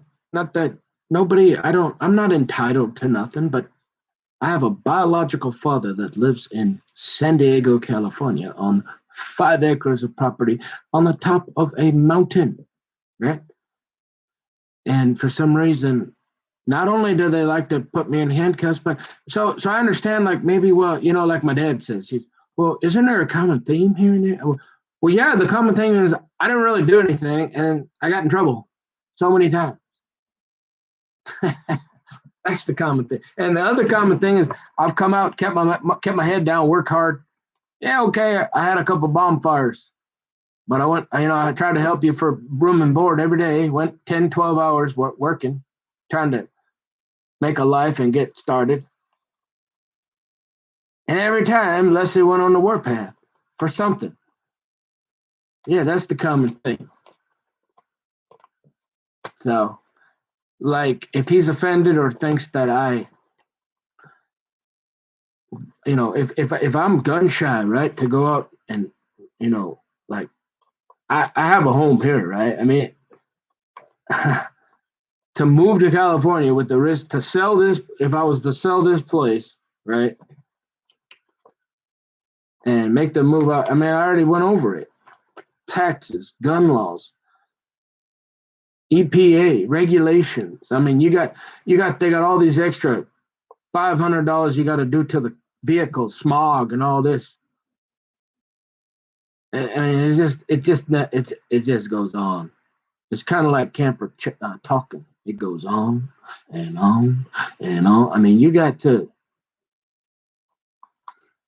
Yeah, sure. You'd do all right if you could, get room and board. You work a few, do a little, you help dad a couple 2-3 hours a day with help build him a garage or paint the shed or fix the shed up or go down and work on the I got a lot of solar panels. I go down there replace them. Or, we got a bunch of garbage all over the property. We want to trim the bushes. We want to clean up the. Sure, I mean we can always find something to do for a couple 2-3 hours a day for a while. My parents don't last forever, so just yeah. Well, here's where I'm coming from it. Okay, my dad's always telling me he's like, well, I might retire out in Hawaii, or it used to be he was going to go to northern Idaho or Arizona or Montana. He want to be in the Rocky Mountains, but now he's back to me. I want to be somewhere warm, so he's talking about Hawaii. Okay, so I'm thinking, all right, that's cool. Like, again, I'm not entitled, right? You don't owe me nothing. I mean, it's just all I'm looking. I want to be with my dad, and it's cool to be out in California a little bit. I never was really into the ocean. Oh, I remember this one. I always wondered why. Here's a good one. Y'all gonna like this one. Dad and this is. So I was always wondering with when I first started going out there when I was they get talking about the child support, right? And then like the next thing would be like, hey, Nick, you want to go to the beach? And I'm thinking, yeah, I suppose, but every time I'm getting sunburned, I get sand all over the place. And I don't know. I mean, it's cool. You sit there, it's hot. I mean, you're sweating like a dog. But, they bring Cokes and chips. And I'm thinking, hey, okay, I'll do it. And then all of a sudden it's like, they're like, hey, do you want to, if you ever want to be a surfer, you got to learn the boogie board first. And I'm thinking, I don't know, for some reason, I just wasn't I don't know. I did the whole surfing thing. I was into skateboarding. I like the skateboarding. I guess it was just these really big fish with these really big teeth. Something about that, the movie Jaws or something, maybe a little bit. I mean, I was just always a little nervous about that water. And I think a couple times I went in there and swallowed about a gallon of salt water and got it in my eyes. And I'm thinking, yeah, it's cool. Like I like walking here, get a little bit of water and sand in my feet, and I'm out in the ankles. But I knew something was a little off when Leslie kept she kept really encouraging. She was always like, you might want to be a surfer one day. And I'm thinking, so she's like always trying to push the boogie board on me. And I'm thinking, I really don't like it. But so just to appease her, like wax the floor, go up and down. Like if you want to make Leslie happy, go clean, wax the floor, and then on the driveway, get the flowers a little bit, or pick the weeds and stuff, you'll be all right for about a week. I mean, then you better get out of there. All right. So, but I mean, back to so what, she always, hey, let's go boogie boarding, and she always, she wanted to go to the store and buy me a nice fancy boogie board or whatever. And so I'm like, okay, fine, I'll go. Because she actually taught me how to swim. So now, see, the plot thickens. I was always, she's like, well, I can't take him to the beach if he don't know how to swim. So she spent like a while. She did teach me I learned how to do the floating, and pretty much she taught me how to swim up there top San Luis Rey Dam. Cash money. Oh, Scoop and Cash, and what was grandma's name? Lily. Yeah. So my dad was pretty close with Scoop, right? And then they owned all that San Luis Rey Downs in Bonsall, California, right? They had a racetrack back in the day. I mean, that was pretty premier. They had training center there for all them. You're hearing them stories, which you're saying, well, a golf course is a dime a day. Well, this here had a real world class training center. Okay, and it had a nice country club, big hotel. It was pretty big deal back in the day, and pretty nice. And it's strange. If you drive by there now, it's a field. Unbelievable. But the point is so. Oh yeah, so Scoop. So Leslie's always like pushing shit. So now I'm figuring out. I'm putting this here together. This puzzle. I like puzzle, jigsaw puzzle. You see me at the library doing a puzzle here and there a little bit once in a while, right? So now I'm finally putting it together. So that's why she's thinking I gotta get him to learn how to swim, because then I can't get him out in that water in that ocean. But it's like she's like, here, look at every time there's a brand new boogie board. Every time I get out to California, you want to go to the beach again? Yeah, let's go. Let's go to the beach. Let's go boogie. But I was always kind of I didn't take the short bus to school, kid. But I wasn't real smart. But I always wonder, how come it's always me going boogie boarding, and y'all don't even go get in the water? And I'm thinking, and then I'm like, okay, well I'm young, and they're older. They just want to be at the beach, right? And I'm sitting there. They trying to get me into surfing, But when it got to the point, right, where they're sitting on the beach, they won't go in the water. I'm like, won't you go with me? Show me.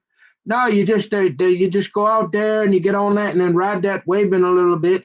But when she started, like I might go out a little bit, and she'd be like, "No, you got to keep going. You got to get the waves are out that way.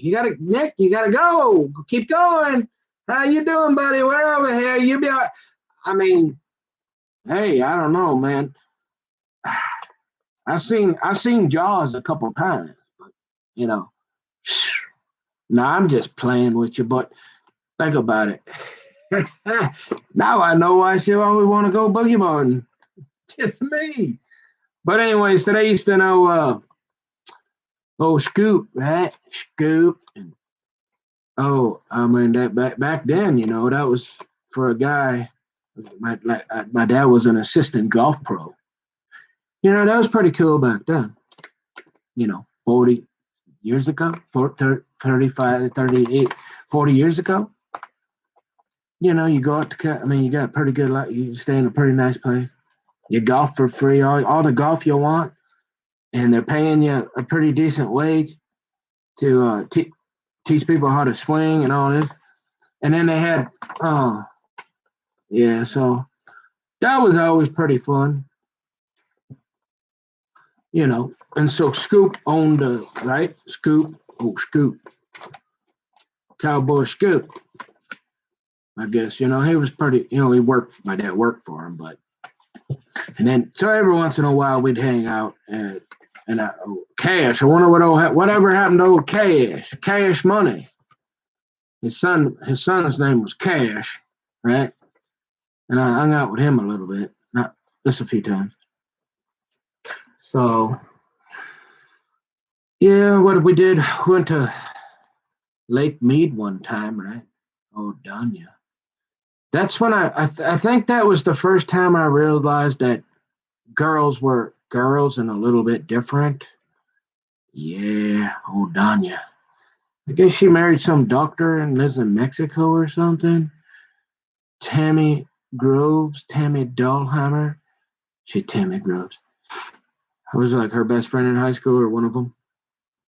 Yeah, we went on a boat trip, and I can't remember how old I was. Uh, but I think that's when I figured out girls were kind of like, yeah, I kind of like these girls are a little different. I kind of like these, and this, I want to be around this here. So I don't remember. My dad, they'd have to tell you how old I was. We did that one time. Um, uh, yeah. So how did I get on that? Oh yeah, because so it's like yeah, there was lots of good time, and I would go out. We went to I think one. I might have went to a San Diego Chargers game and went to a couple Padres games. And Dad got me. Y'all ever heard of Goose Gossage? I don't know. I still got a baseball signed by that guy. He never made it to the Hall of Fame, but he was with the Padres for quite a while. And my dad got caught a foul ball from that guy or something and got him to sign it, but I wasn't there. So I went to a couple Padres. Oh, so a lot of times we'd go out there, right? And it was really strange because it seemed like sometimes Leslie would, right? She would encourage us to go do it, go do the father son thing. But I don't really think. I think she's notorious. I think what her problem is now that I think about it more. She is jealous. She is jealous beyond all belief, really. And I don't, like I said, remember the time when we drove out the car to what's her name in Compton to bring her the car, and so my mom was like, "Hey, let's kill two birds with one stone." She wasn't trying to get back with my dad. No, like I said, when women are done, they're done. That's why he went to California, you know. Well, and the housing market, right? And he knew George, the mechanic. So otherwise, he wouldn't have went out there. Oh, and the other part of that story, he used to watch back in the day. They used to have what's that show? Lawrence Welk. Yeah, so he liked that show, and he lived right down the road from there. I actually like that show too.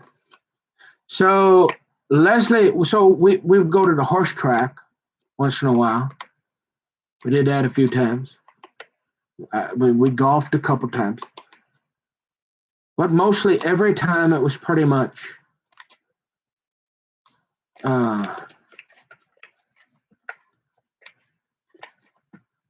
Yeah, I don't know. Unless they're getting mad about something, you know. And back then she wasn't. It's strange too because she wasn't like an angry. So I don't know what. She didn't seem. I mean, she would yell, but not like the last few years. I mean, then she got older. She got the scoliosis. She the old hunchback from Notre Dame. And so she's in pain like everybody else, like my mom, and so they take a lot of that pain medication. And doctor, what's his name? Dr. Stern. Yeah, I think that's what his name. Dr. Stern. He installed a pain pump into her back or something, and it would release heroin every 5 minutes or something, and that really screwed her up. No, I don't know. She got some infection, and then now she just takes. So she's pretty upset. She's old, and she worked pretty hard cutting haircuts, but she had pretty. I mean, it's cutting hair. Yeah, you got to stand there, and it's work. But I mean, it ain't like road construction. And I mean, she had a pretty nice barber shop. My dad, like I said, my dad was a finished carpenter. He had that place all real nice. So I'm not sure. Most of the time, a lot of times I just go out there and I'd have a skateboard and my dad was doing all sorts of different things like real estate, or I think he was always trying something different. Always trying to run from that child support, You're getting that 35%, boy, it's tough to have any fun, right? So a lot of times, I don't know, I'd go out there for a month, 2 months, 3 months, I guess, two months. And it was pretty normal there.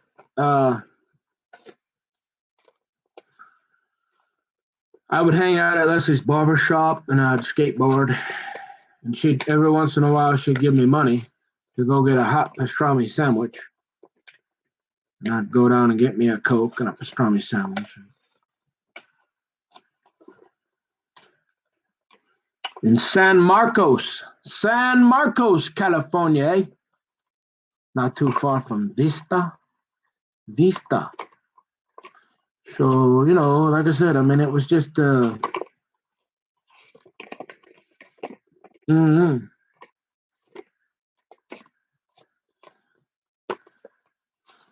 But, I did do a couple things. I was a kid. I was a boy. I got into a few things. What was that one thing I did one time, everybody? Oh, yeah, Tammy never forgave me, right? So they, in the field outside of San Luis Rey Downs, they had every year, they'd have a big old, rodeo or something. And so, that's kind of funny. Oh, yeah, that's the other. So we're talking about like a $5, couple $5 ratchets and a couple, like two, like maybe one or two.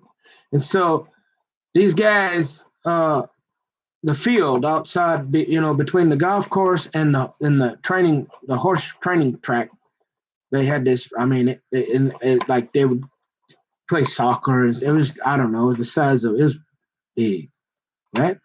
And so a lot of times the summers I'd go there and they'd have rodeo, and I'd go down there because I'd get into everybody's business, right? And finally, they hired me one. They're like, hey, if you can go down, get up there, we'll give you a few dollars to help us. Because when they set up the bleachers or whatever, I brought some. So I went up, I got some ratchets. I got like one or two, and like my dad never got them back, or Leslie. So after she gets done telling me you remember how I got it? I was into security when I was like 2 years old, man. I was securing buildings, locking windows. I was sealing everything. You weren't getting in, right? It was like Fort Knox. And remember, like remember how I accidentally I thought I was being nice. I thought it was a regular car. Start the car. Oh, she tell me that one right away. You banged up at the softball game. You ruined it. We couldn't enjoy the pizza. She tell me that one. No, first she'll get out the little chest and show me a couple pictures and tell me how much she loved me as a baby and how much she, how much they really, really loved me and tried and had to have me out there, and look at these pictures here. And then she'll go into the, like clockwork, security team, right? Surveillance.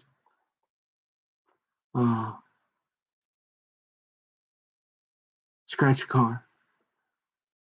And then she loved to go into the, what was it? Oh, how I didn't return, and this is every time.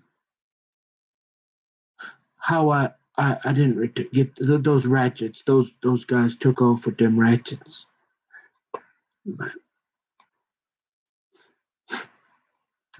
I think when I realized Tammy was a little different, I think I was always trying to be a nice guy. And being a little redneck, she was Leslie's daughter, so, and she grew up in California, so I didn't know anything about California girls, but these were some guys that would go around and set up this rodeo. And I thought it was a good idea to bring these guys up and introduce them to my sister. Yeah, she didn't like that one. I remember that. Yeah.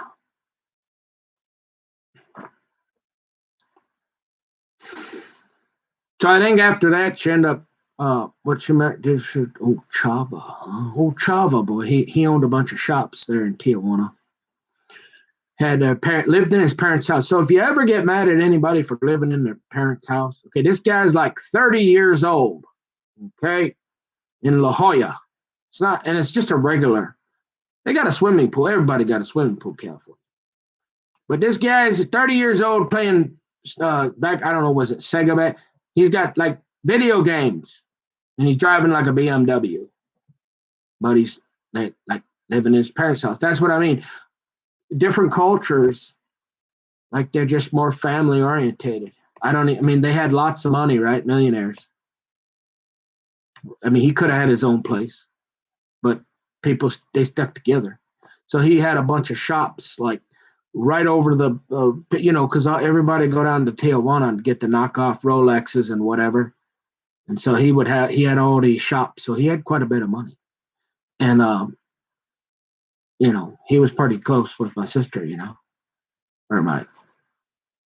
so they would go down, right? And went down there a couple times. So yeah, I mean, I learned pretty quick after that. I learned that, hey, my sister she wasn't going to be dating a couple of guys, putting together bleachers at a rodeo. After that, I got in line, I say, hey. And so then I think she moved to Mexico or something for a while. She's completely fluent in Espanol, right? My sister said I always had a pretty good relationship with her. One time, so if you ever accuse me of being a little feminized, hey, I still remember the time she dressed me up as I don't know. She's my older sister. She's way older than me. Her and her girlfriend, there's like one or two of them, they thought it would be a good idea to dress me up and put me in a dress and put makeup on me and make me look like a girl. And I got the full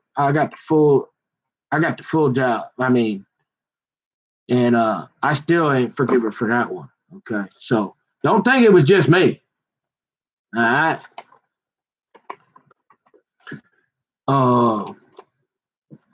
Let's see.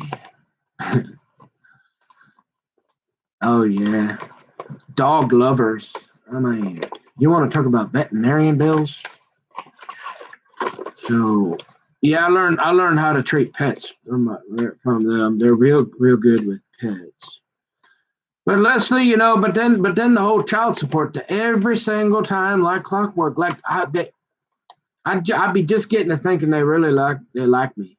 I mean, I'm feeling good. I'm feeling like they love me.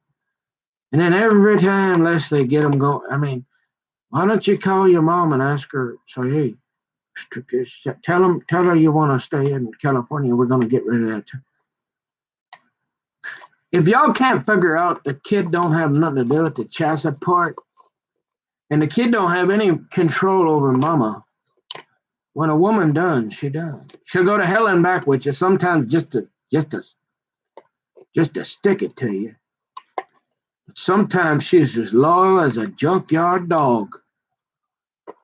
Yeah. It's like, I don't know. It's just some context that I've tried to mention this to my father, and it starts in a fight immediately. Like, and again, it goes back to, well, you are it's a fine line to walk because you got to remember you're the child. There's just certain roles. There's a certain respect, but so there's certain things parents will listen to and they won't, and they just won't hear it because you're my child. There's only there's only certain things you can talk to me about, son. I understand that, but at the same time, when you're talking to me about stuff you shouldn't be talking about, like child support, and every time, and you want me to go boogie boarding all the time. I don't know. It seemed like Leslie wanted to. It was weird because she would get really jealous. Like I said, I mean, we drove the car out there. We stayed at the. So yeah, it was a couple miles away. But my mom was like, "Hey, I guarantee you, it wasn't to like get under Leslie's skin. It was convenience." She said, "Hey, I'm gonna go out there. We're gonna spend a few days at the Downs. We go, and you can say hi to your dad." It wasn't like, "Hey, I'm gonna hubba. Hey, I might talk to your dad later. We're gonna go out for." I mean, this is 20 years later, or not 20, but she had such a fit. I mean, she got she made us go all the way to Carlsbad. And then it didn't I remember it didn't stop there, did it, Dad? She continued to be jealous. So she made you eventually you had to take her to the Carlsbad Inn. Because Martha and Nick stayed at the Carlsbad Inn when you chased us out of town. You chased us out of Dodge. And then just to make sure you know everything, you had to go stay at the Carlsbad Inn too. You ain't never been at the Carlsbad Inn ever. It's just the mentality of that woman, okay? And she's been pretty mean to me. Tammy was always good to me. See, I know she got irritated, but she always was pretty much. She was always pretty good to me. Pretty nice. So I don't know. So if you think the idea that, and I've never made it more than 3 months, I ain't got no problems here, other than the ones you've been hearing about. But as far as life goes, as far as I want to get out, how they always so horrible. No, I mean it's just living. It's just Minnesota, like anywhere. If I was gonna ever make a move, I mean it'd have to be. It ain't just gonna be like hokey doke, and have something like that happen again, and then I'm homeless in California. So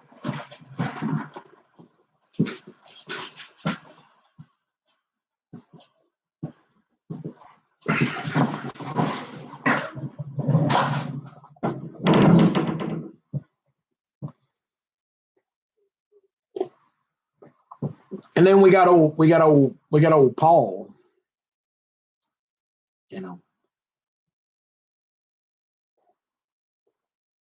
I mean he's still mad I got to name his firstborn thing.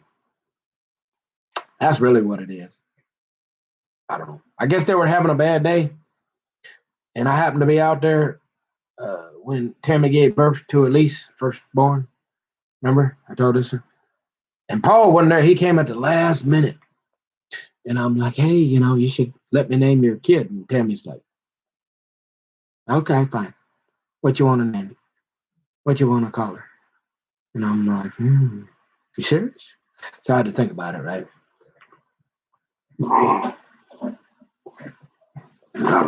Just came up with Elise, right? There was that girl in what? Seventh grade, boy. Boy, she gave about all them girls a run for their money. And some girl named Elise, I can't tell you her last name. But boy, you want to talk about half the kingdom. Oh yeah. Hubba. Oh yeah. We going to the Ark of that was I was in the Ark of the Covenant, okay? And I'm just like, hey, that's a cool name. Hey, she's kind of pretty. Hey. So that's how she got named. I guess Paul, I don't know. Why he wasn't there? Why he lives on my dad's property? Hey, you'll have to talk to them about that.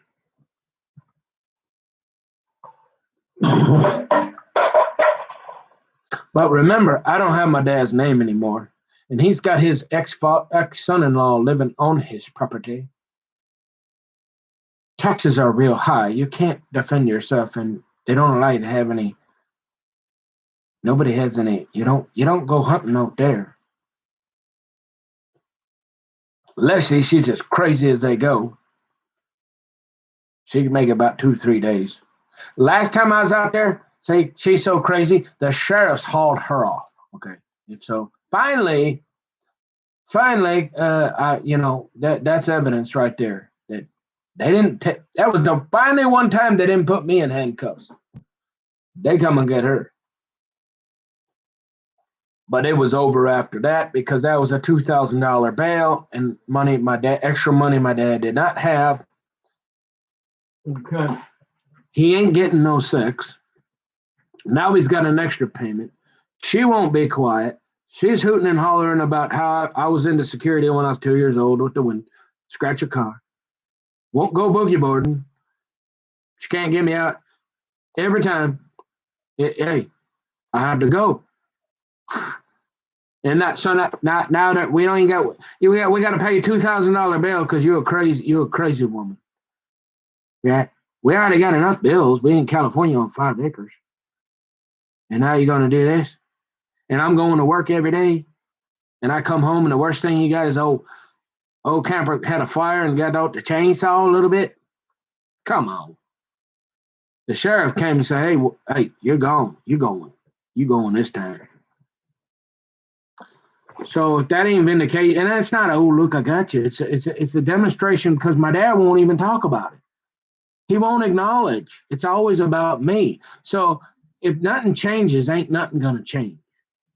Now, I know I'm kind of slow, half a redneck, but I'm smart enough to pick up that, hey, I know what's going on every time. So to me, it ain't no different than the old hokey doke. Hey, come on out. But I ain't doing no hit the road, Jack. Okay. I would like to be with my father. Leslie has sworn up and down. And I'm pretty sure she was sober when she said it. And she is like, if you ever think you're ever getting any, and I'm like, I wouldn't even think of that. I just want to hang out and work. But if I'm out there and y'all, think about it, that's cool. So I go out, I keep studying accounting on the side, do a few jobs, hang out with dad, reconcile, hey, dad, love you. Hey, let's hang out once, not too much. We don't want to get sick of each other. Hey, let's go golf. Hey, look, if it was my dad, I'd go to the racetrack and have something to eat with him. And I put $1 or something on a horse just for something to do. I might do that just for old time's sake with old daddy.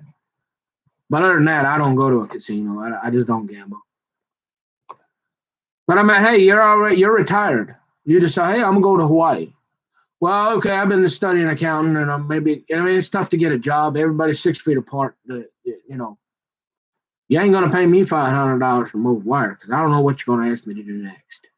All right, and what are you gonna do? You got a government guy, the governor. He fork tongue. He's speaking out of both sides of his mouth, and you wonder why people don't trust government. He forcing people, and he drinking $1,000 champagne bottles with 40 of his best friends there, and they having a party, and they ain't wearing no mask, no 6 feet apart, but they putting everybody out of business, and they're saying, hey, you can't even survive. You can't have that restaurant open.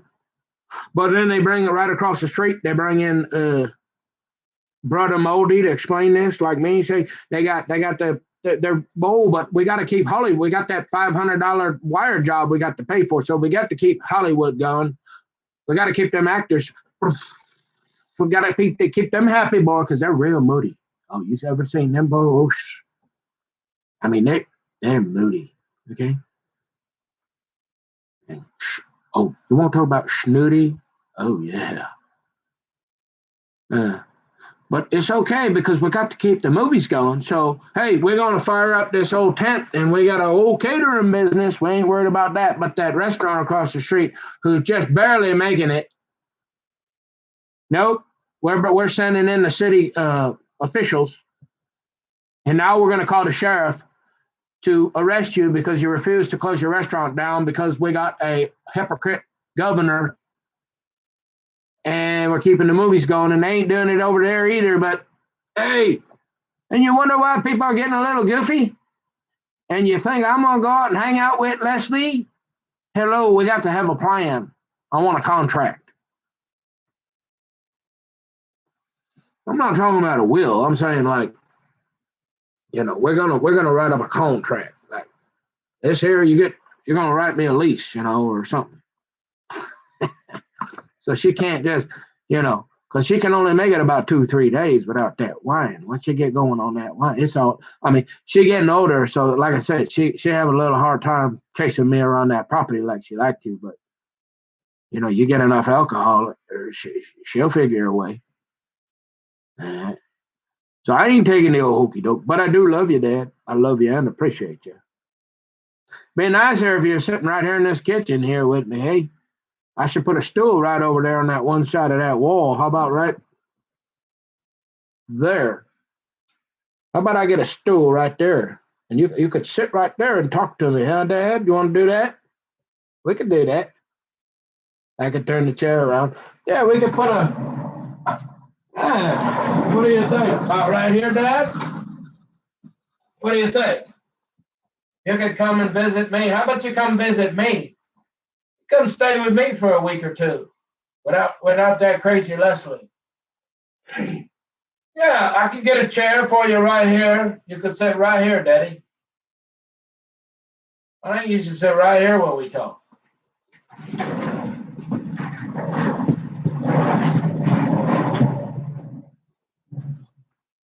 Would you like to do that, sir? I'm open to that. That's cool. You're my dad. Yeah. So, why did I just do that? Maybe my dad knows. Hey, my dad.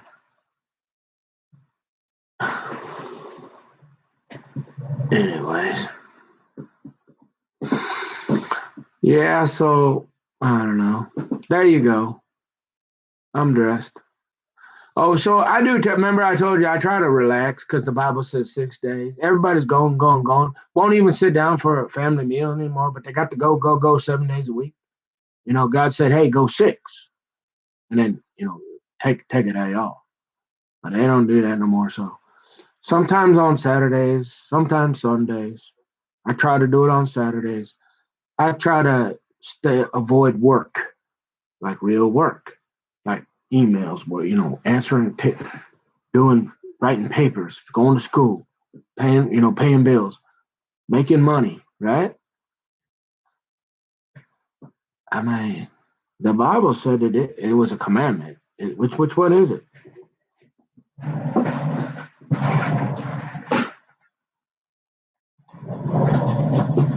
Hey, y'all a Christian like me, right? I know some Catholic. You got your own flavor, whatever. Remember that? Remember them 10 commandments? The 4th commandment. How many people really actually go to church on Sunday, though? Yeah. Wow. Now, even before the virus. So, this idea that I can't keep Saturday, right?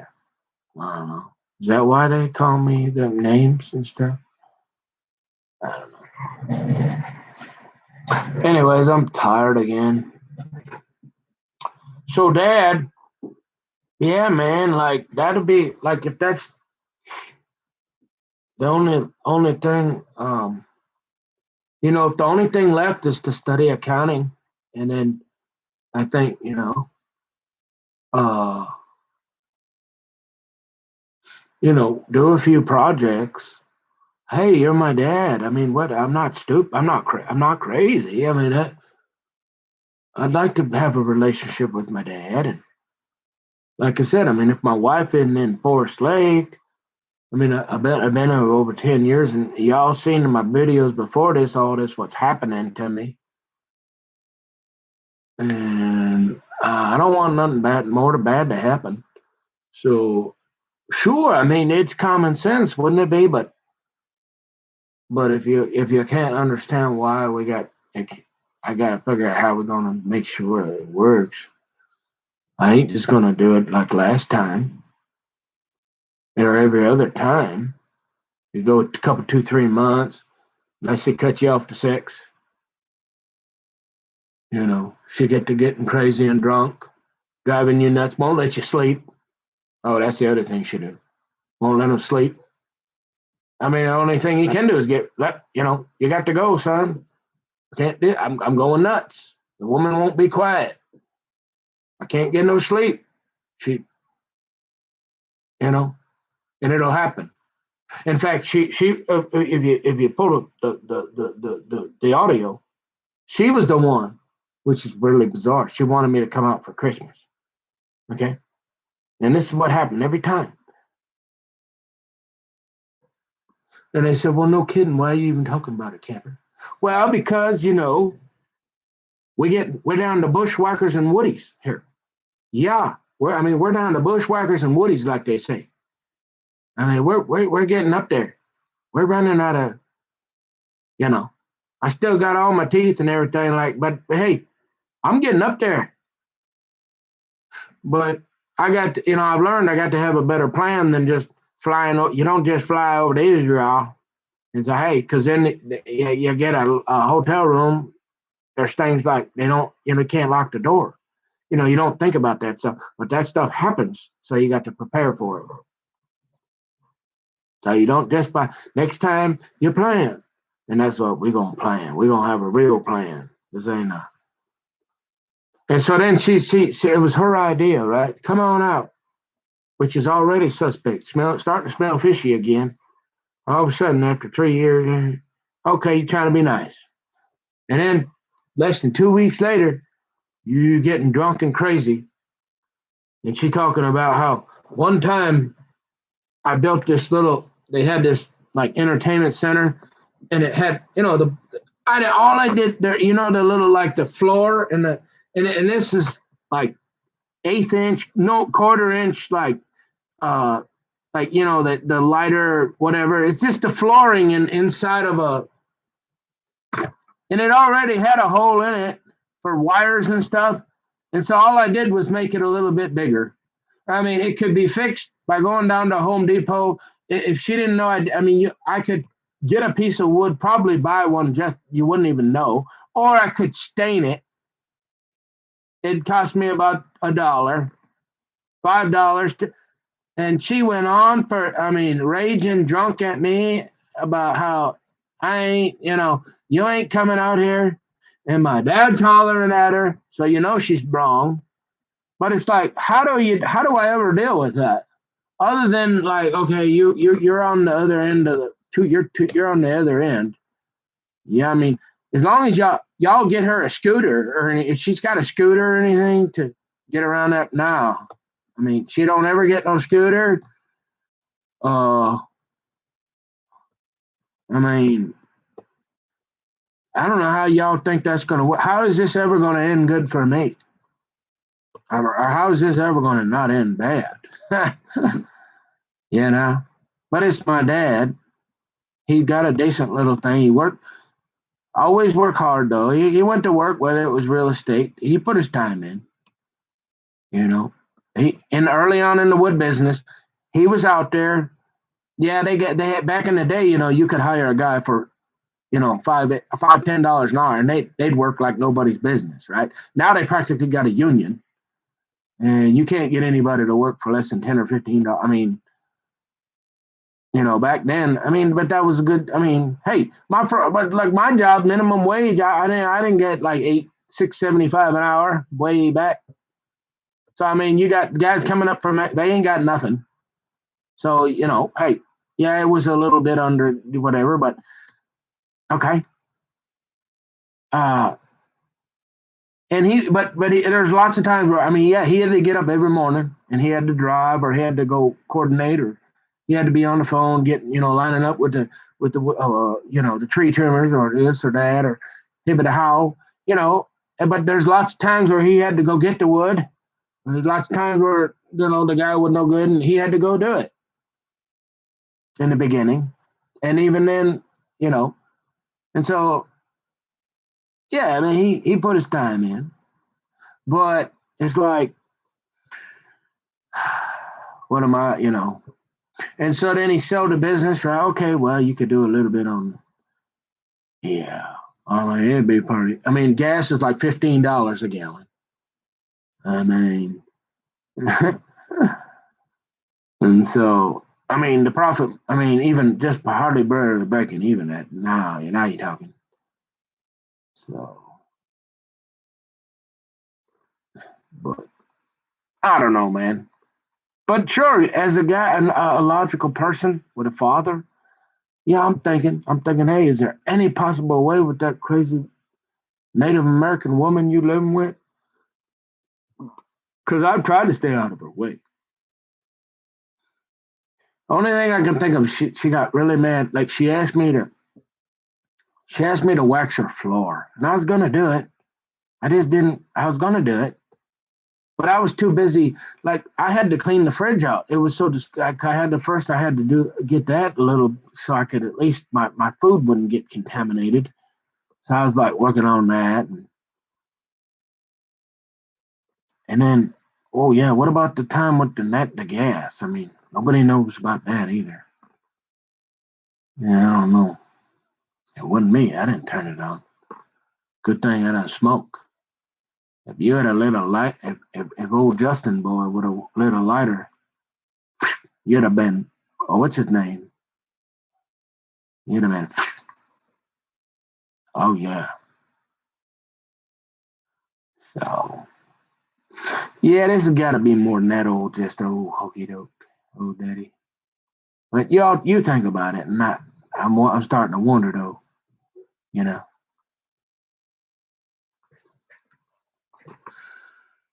because I think deep down you want to help. That's my fault, but you know, you then you're gonna forget, and it's been bad, but it's been a while, and you think you can keep Leslie under control, but she owned half of that, and then you think you forget about how crazy, really crazy she is, and then I'm not married to her, so I'm the one that's got to go every time, and everybody knows she's crazy. So how are we ever gonna possibly? How am I ever gonna? I mean, I tried like I mean I couldn't. I didn't cuss her. I didn't raise my voice to her. I didn't backtalk her. In fact, even when she engaged me in those trolling conversations about me being on the sniper team when I was 2 years old, I didn't get into it with her because I just got up at 6 o'clock, 5 o'clock, start the truck, go to work, you know.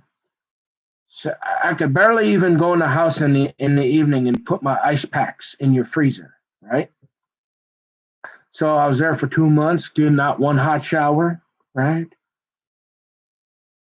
And she would try to keep me from even coming. So then she banned me from the house for what I don't know. I didn't do. I hadn't done. Only thing we was doing, we come home, we have a little fire.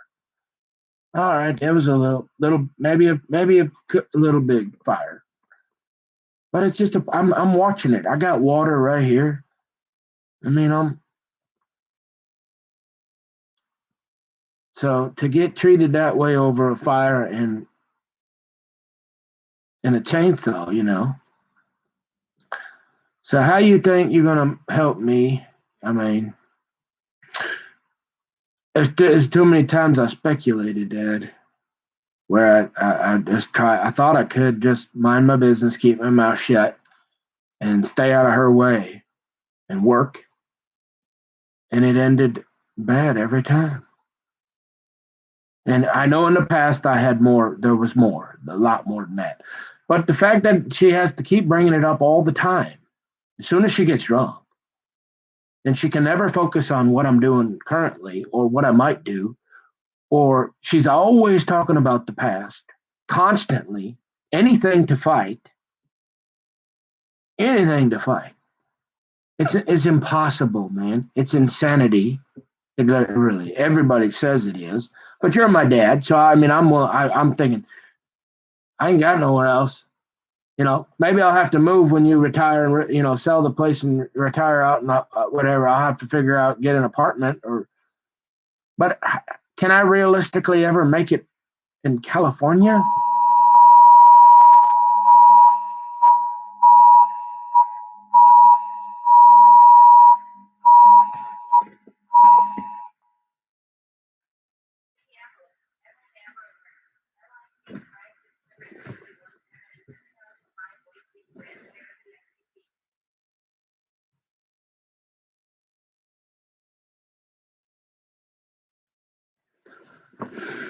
We got an Amber Alert right now, folks. We're live, and I'm going to go ahead and tell you. It says Minneapolis, Minnesota Amber Alert. License plate CRY-661. Minnesota plates. A 2005 white Jeep Grand Cherokee. So, yeah, Lord, God help that situation. We plead the situation. We plead the blood of Jesus over this situation right now, and we ask that almost always. We just ask for a quick resolution that this be that people are safe and law enforcement are safe, and that whatever it is, generally an Amber Alert, right, is a lot of times it's just kind of a disgruntled boyfriend or something, and he goes to visit and he takes the kid or takes the car or takes off in the car and the kid happens to be in there, and they do that. But I can remember these. We've had what, 1, 2, 3. I can only think of about 3 or 4 of. Here we go again. So, yeah. Lord Jesus, Jesus' name, please help this. Can you imagine I know what it's like to almost get kidnapped, okay, as a kid. It's scary. So, like, if it's like a real scary. Okay. And, I'm not trying to be, like I said, I'm just trying to choose life, the Bible says. And so, how do I survive?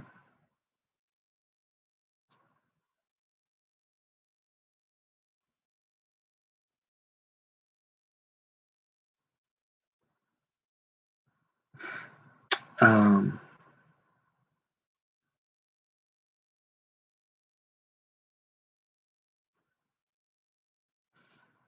I don't know, but I sure would love to be with my father.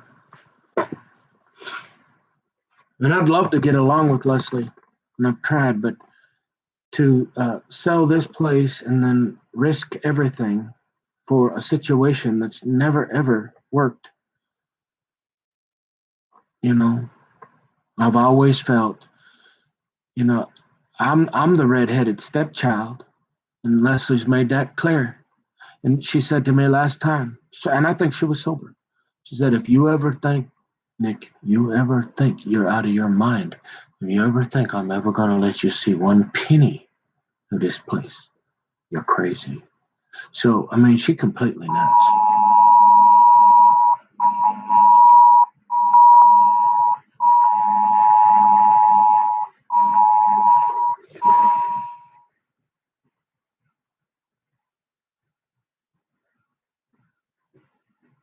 Oh, and just so you know, like my dad really, he never paid me. It was basically, and I didn't work every day, like, but it was mostly just room and board.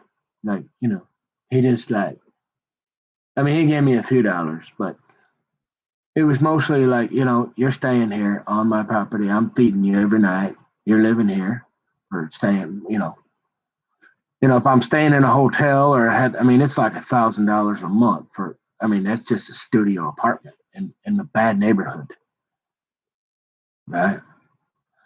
So, I've tried to have this conversation with my father, but um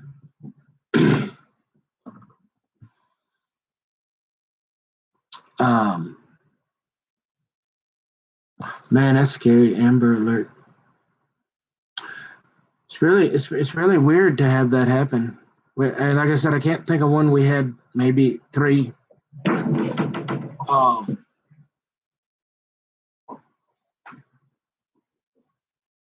uh, I don't know. 3 months ago, 2, 3 months ago, everyone we might have one.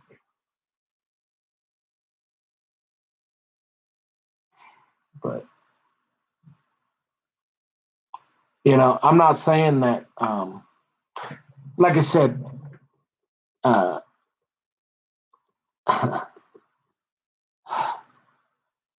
like I said,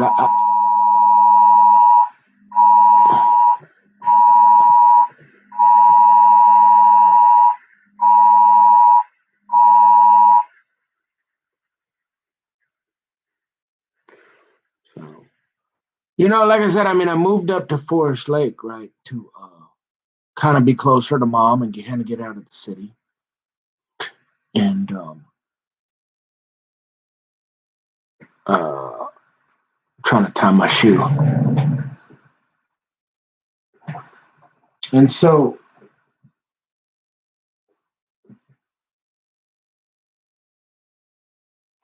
uh, I always kind of wondered. I mean, it's old. I mean, it's like I said, any place that you go. I mean, there's good, there's bad, there's good, there's nice people, bad, mean people. No matter where you go. So it's like there you go, there you are. I mean, but if you got family and you want to hang out with them and live, and I mean whatever. But uh,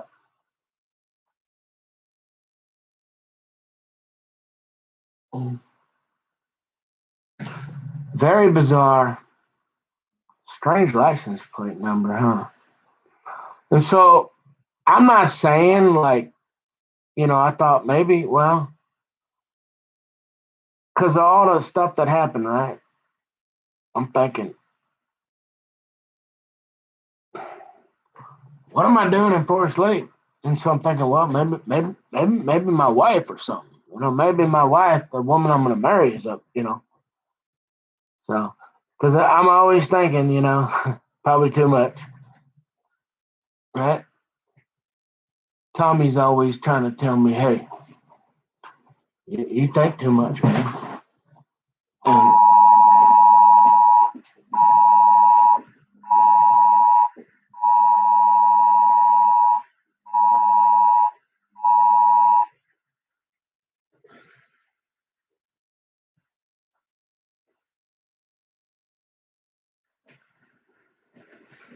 it's pretty scary.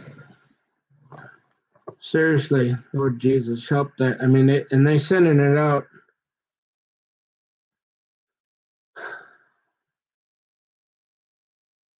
They sent that out a lot more than they usually do. Usually it comes twice, and that's been what already 4 times.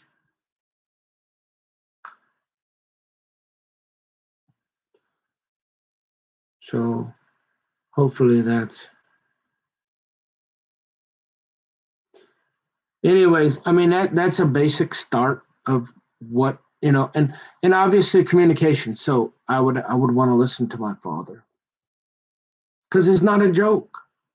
I mean, who wants to be, because it's getting to the point where my parents are older. You can't just move in with them. But I got to figure out what I'm doing, right? And so I don't want to do anything that is going to be risky. Don't want to go to. I'm too old. I don't want to go to jail. I just want to follow the law. And so that's sad.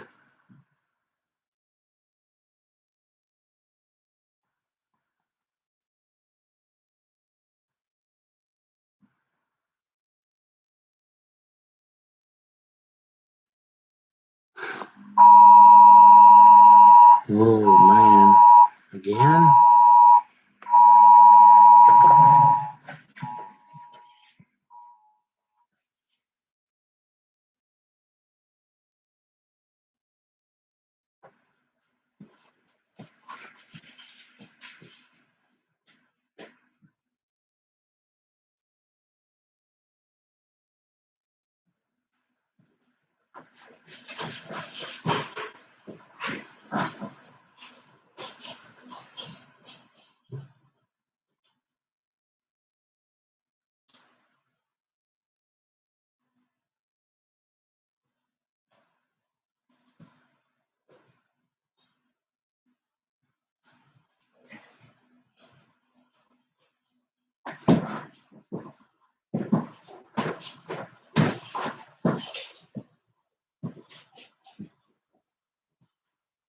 Okay, so there you have it. I mean, you see me in a regular day, you know. I don't think, is there anything other than being, like I said, other than being a little quirky, drinking coffee. God help that person or whatever that situation is. We just plead the blood of Jesus over uh, that situation, that vehicle, and we hope that child gets returned safe to where they're supposed to be. In Jesus' name. I mean, I don't like that. Really gets your blood pressure going. I don't like those. Why would I don't want to turn it off, because I mean, if I was out in public, I would want to try to help. But yeah, that'll get the blood pressure going a little bit. I mean, so not that I have any intention. Like I have no plans to go to California. You know, if I was going to go, I would have went visit. I mean, and I've always said like before, like my mom, I want to be here for my mom no matter what. So, I ain't planning to go. You know, it ain't going to be just a hey, yo, hokey doke. You know what I mean? I mean, this would be like there's no way the wife is here in Minnesota, nowhere, nothing. Parents, you know, stuff like that. So, which I think shows maturity, doesn't it? Yeah, it does. Like it's not. That's not a fly by night. Like, oh, I'm just gonna. Nah, we ain't. You know. So,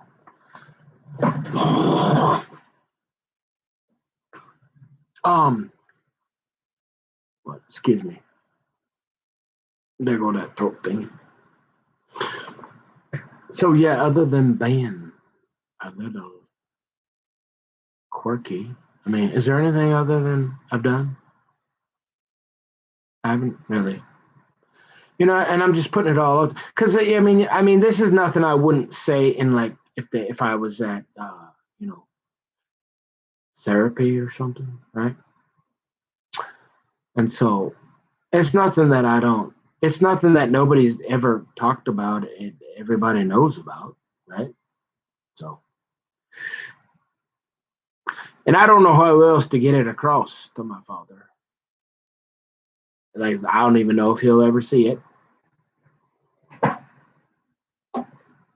Haven't talked to him. His house started on fire on like over a week ago. You know, we were talking like every day, or every other day. He at least for a few minutes. He was all excited to call me. He was kind of mad because I didn't answer for a few days. And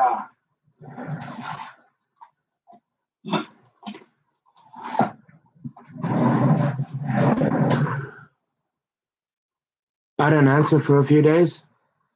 And so he wanted to tell me he had a fire. And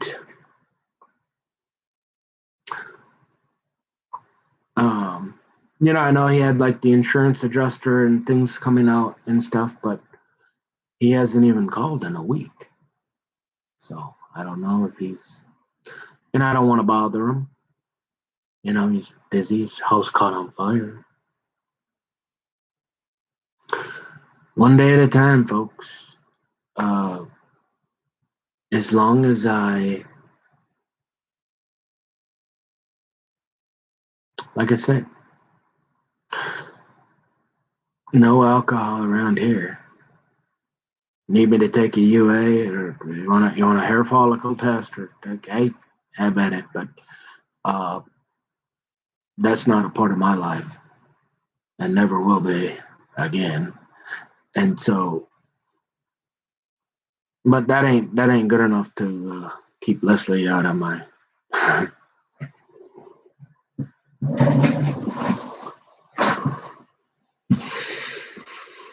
So, I guess, like I said, I just want to let you into my life. It's just abnormal, pretty normal. No, nothing real, exciting, nothing real. Just a average family that has problems like everybody else, and I don't know, man. But hopefully, maybe my dad will watch these, and like I said, he'll understand. Get that, he know me. He's my dad, right? I mean, he knows me, but he never, if he listens to it over and over, maybe, and he'll, maybe, I don't know, maybe not, maybe never, maybe it's not meant to be.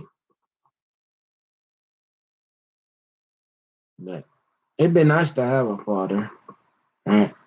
Be nice to get along with your dad. So, the whole rest of the world is just that, they're going on YouTube or whatever they're doing, saying whatever they're saying, trying to make money or be cool or entertain people or, I don't know, whatever they're doing. So that's what they do. I guess this is what I found purposeful.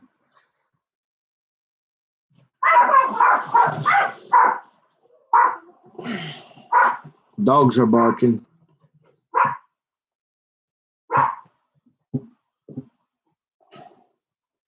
It kind of reminds me, though, it does, a Big Brother. Like, if this is the way I would, if I didn't know, right? Even if I didn't know there was a camera or microphone on me, or if, like, yeah, I would talk the same, I would say the same things, I would talk the same, basically. So it's like I'm not like acting or well, for some reason I do have that southern drawl. I got to develop that talking on talk. So, but I think I got rid of it for like the last hour, didn't I? Like I said, you develop a personality and you just talk and talk and talk, and it's like, I guess it just kind of became a part of me. But I don't really. I want to get rid of it. So, yeah, I don't want to talk like that. But yeah, I don't know, man.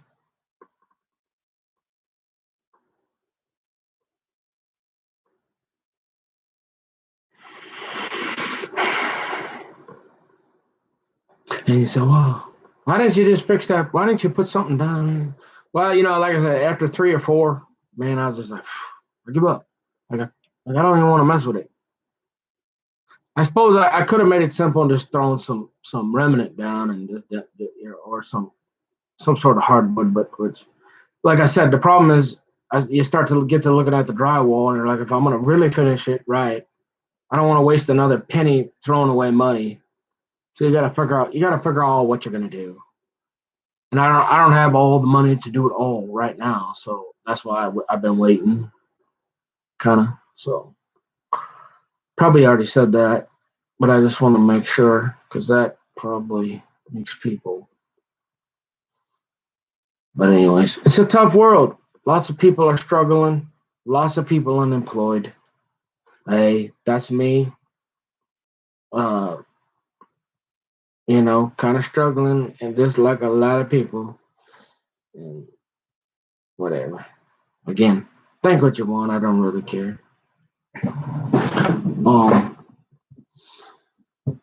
But that's me. And I'm really kind of starting to get bored with this now. That's my problem. I find something fun, interesting for a while, and then I get bored. I'm like, I'm like bored, sitting here talking to a screen, looking at my face. Like I pretty much, yeah. I mean, I know I've said that a few times now, right? But what else can I say? I'm sure I'll come up with a few more things to say to Dad. Hopefully, I didn't mean to be disrespectful. I just wanted to point out a couple things because I can never say those without him hanging up on me, or he won't listen to it. And it's always about me, which I guess that's the way it is with parents. But if we think that we're not going to change anything and something's going to change, we're going to get the same result, and it's not going to be no skin off nobody back out there. And so, but like I said,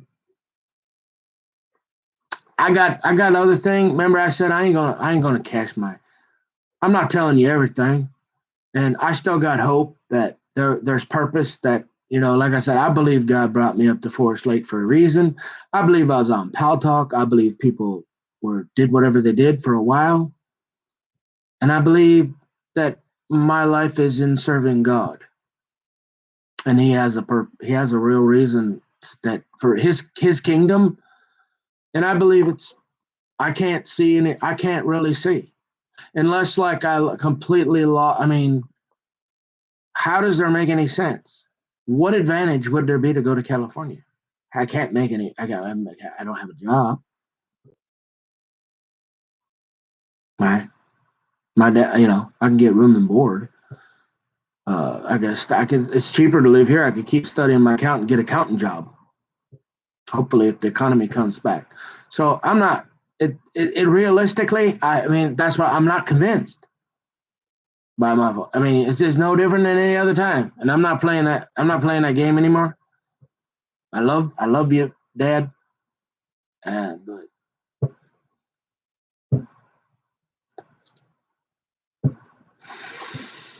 oh, I don't know how, and it's frustrating. It's frustrating to feel like you got your dad. I mean, you don't have a whole lot. It's a tough world, and as you get older, it gets tougher. And you're thinking, "Wow, man, is there any way I can make a go?" But I figure, I'm from Minnesota. And as if I can make it, my state's been good. Minnesota's my home, and I don't have any like major reason, other than a few Sasquatch and a couple polar bear. I get it, I mean, other than that, I'm all right, I guess. But usually, if you stay out of their way, stay out of their way. Don't mess with their women, and they pretty much they stay to themselves too. I mean, just stay away. Don't go barking up their tree. Mind, do your own thing, and you probably be all right, right? So I don't have any intentions to. I wanna be close to my mom. I wanna find my. I wanna be. I wanna find my. I wanna be with the woman that God, my wife. That's just. You say, "Well, man, you just keep saying that." Huh? Well, like I said, this is another boring Saturday, but just gonna eat some more food, write another paper, watch a little news. Okay, well, y'all got some friends, whatever. You're gonna go have a few drinks somewhere. Well, I don't. That don't interest me. Whatever you're gonna do, go for. I mean, it's all about family, yo. That's it. I mean, you ain't gonna convince me any other way. You got nothing, really, unless you got people to love, and that they love you for real, and that when the crap hit the fan, it ain't hit the road jack. We're sitting, it's, we work two things. Somebody might get upset and leave or but hey, we're gonna work through it. Right? That's the kind of family I'm talking about. Forever family, right? And I never had that with Leslie. And my dad tried. He tried. But I mean, you're married to a woman. You know, I can't. A guy can only do so much, right? Yeah. So, like we say, yeah. So, well, I mean, what else could I possibly talk about? I mean, I think I pretty much I told enough stories. I told you enough about my religion. I gave my background. I told you what I'm doing, where I've been, where I'm trying to go. I mean, seriously, like I know I said it a couple times, but like how many? I mean,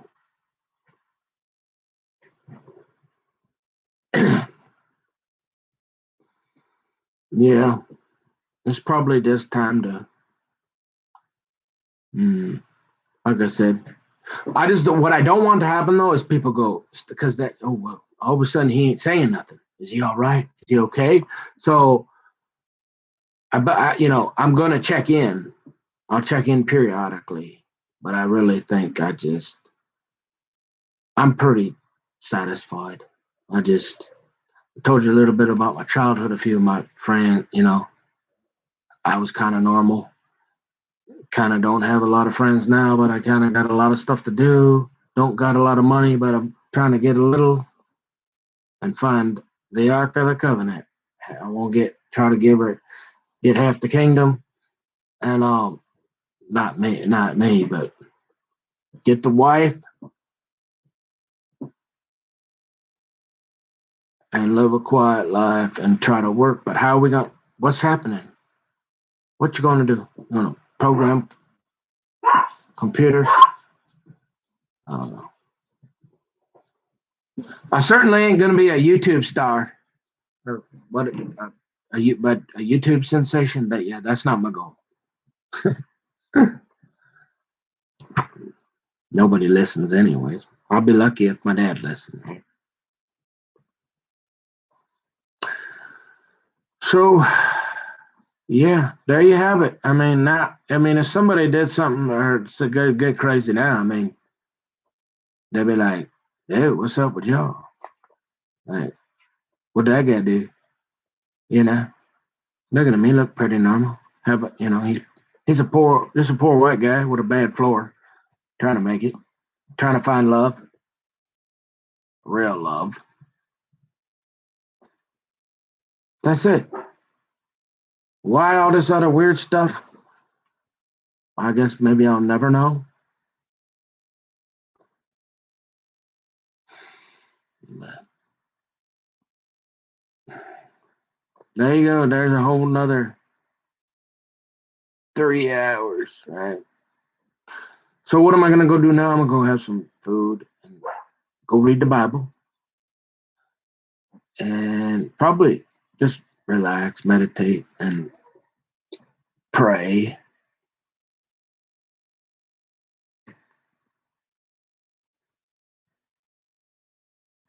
Get up, do it again. Go to sleep, do it again. But yeah, I just don't know how many more of the Q-tip stories or I don't know. I mean, I pretty much told you how I, think it turns generally. So you got a pretty good idea where how I said I'm independent. I got views everywhere, and I mean, well balanced in my eyes, and that's all that matters. Well, I'm accountable to me and God, and if I ever get the Ark of the Covenant, her, right? So beyond that, I really don't. Yeah.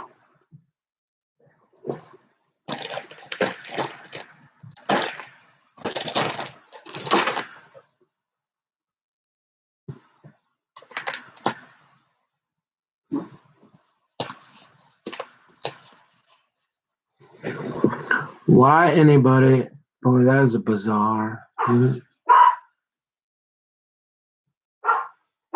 don't know why that would be on a Saturday.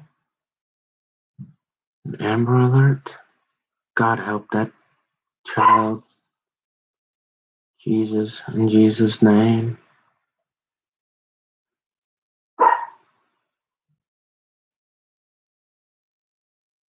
See y'all later. And I really, really mean it. I think I just starting to feel like kind of a waste of time now. Like I don't think I got anything else to prove. I don't think there's anything more to prove. I don't think I can prove it anymore.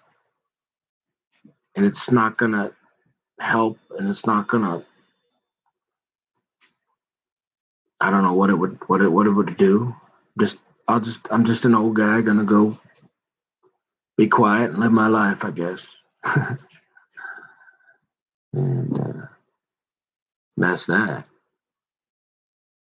And hopefully, y'all, those people, any weird people out there that was being weird with me, hopefully you're gonna leave me alone now. You see, I'm just a regular guy that halfway normal looking. And you'll be like, oh, okay, well, that was just, we was just on the internet, and we just, that's the way that guy think.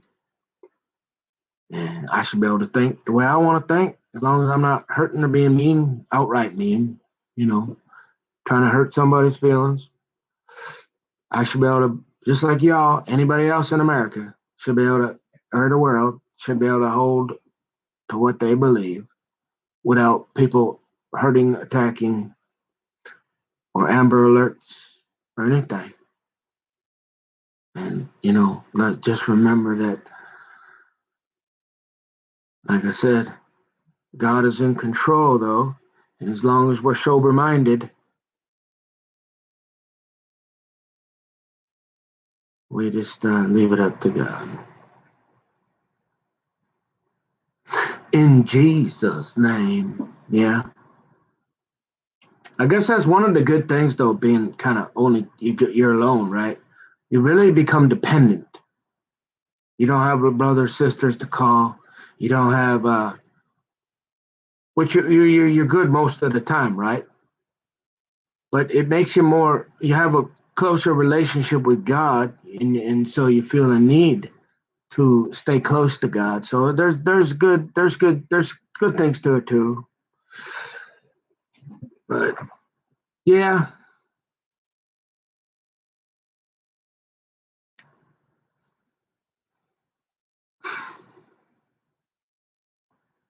So yeah, I'm out of here, man. I swear, like I'm just not gonna do this, or like it's because it's just a way. Like I'm sure it's like it's a time value, man. I mean, it's just I just.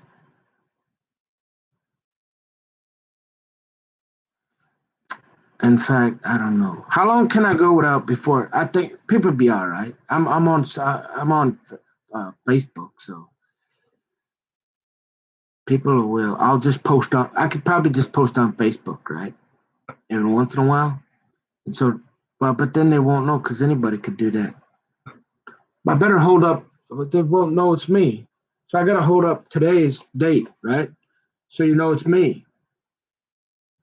They get that too. Look, if you look, Saturday, February. See what it says? Today, this is me. I'm live. There's my phone, and it says Saturday, right?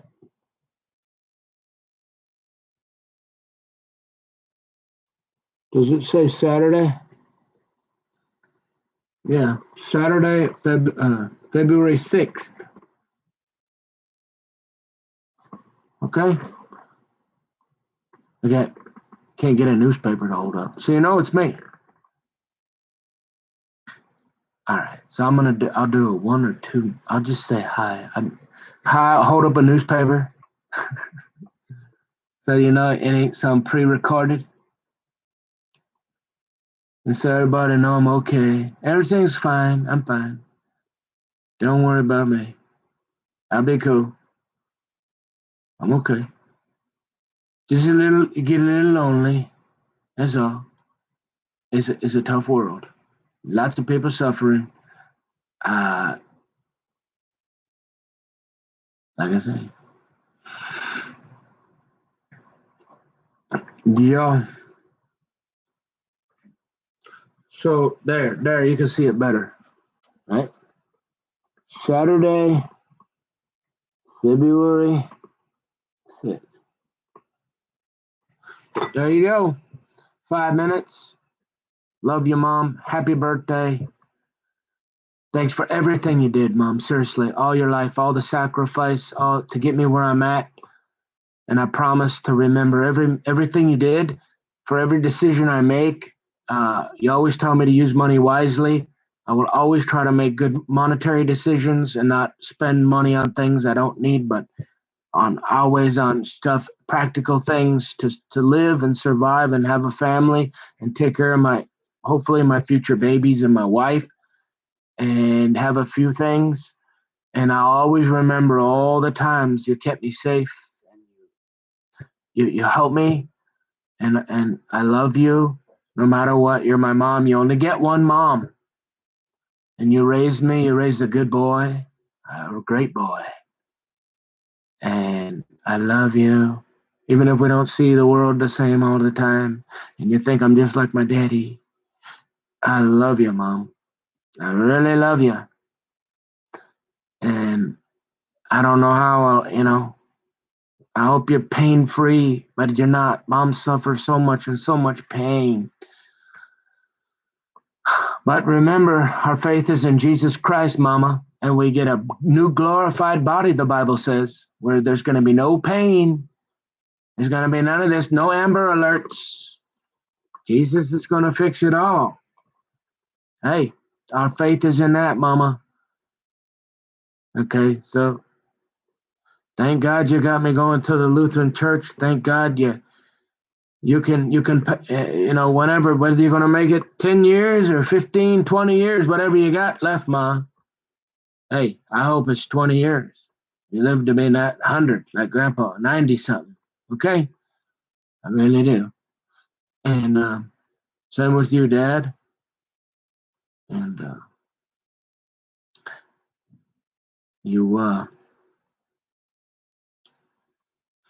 yeah, I think that's a fair way to end it for a while. Hopefully. I don't know. I'm really feeling like I gotta go do some other things. And so hopefully that's enough material for y'all to say, hey, we ain't gotta worry about that guy. We're gonna leave that guy alone. We don't want to, as long as he don't go bother nobody, he'll be all right. Okay? Cool? Thanks. And if you did listen, thanks for listening to my videos. And we'll just leave it at that. All right. So God bless. God bless the United States of America. God bless the world. God bless everybody. For God said that He wished that no one should perish. That anybody that believe in Jesus Christ shall be saved. So put your faith in Jesus Christ, and you get to go to heaven. Yeah, that's the way to end this, right? That's where we're at. That's it. At the end of the day, if you got nothing, Amber Alerts, you panicked, no food to eat, struggling, homeless, whatever, no wife, put your faith in Jesus Christ. Because when all else fails, hey, we got faith that God will sort this out, and it'll all make sense at some point, right? So Jesus Christ. God bless. I'm done. This is over.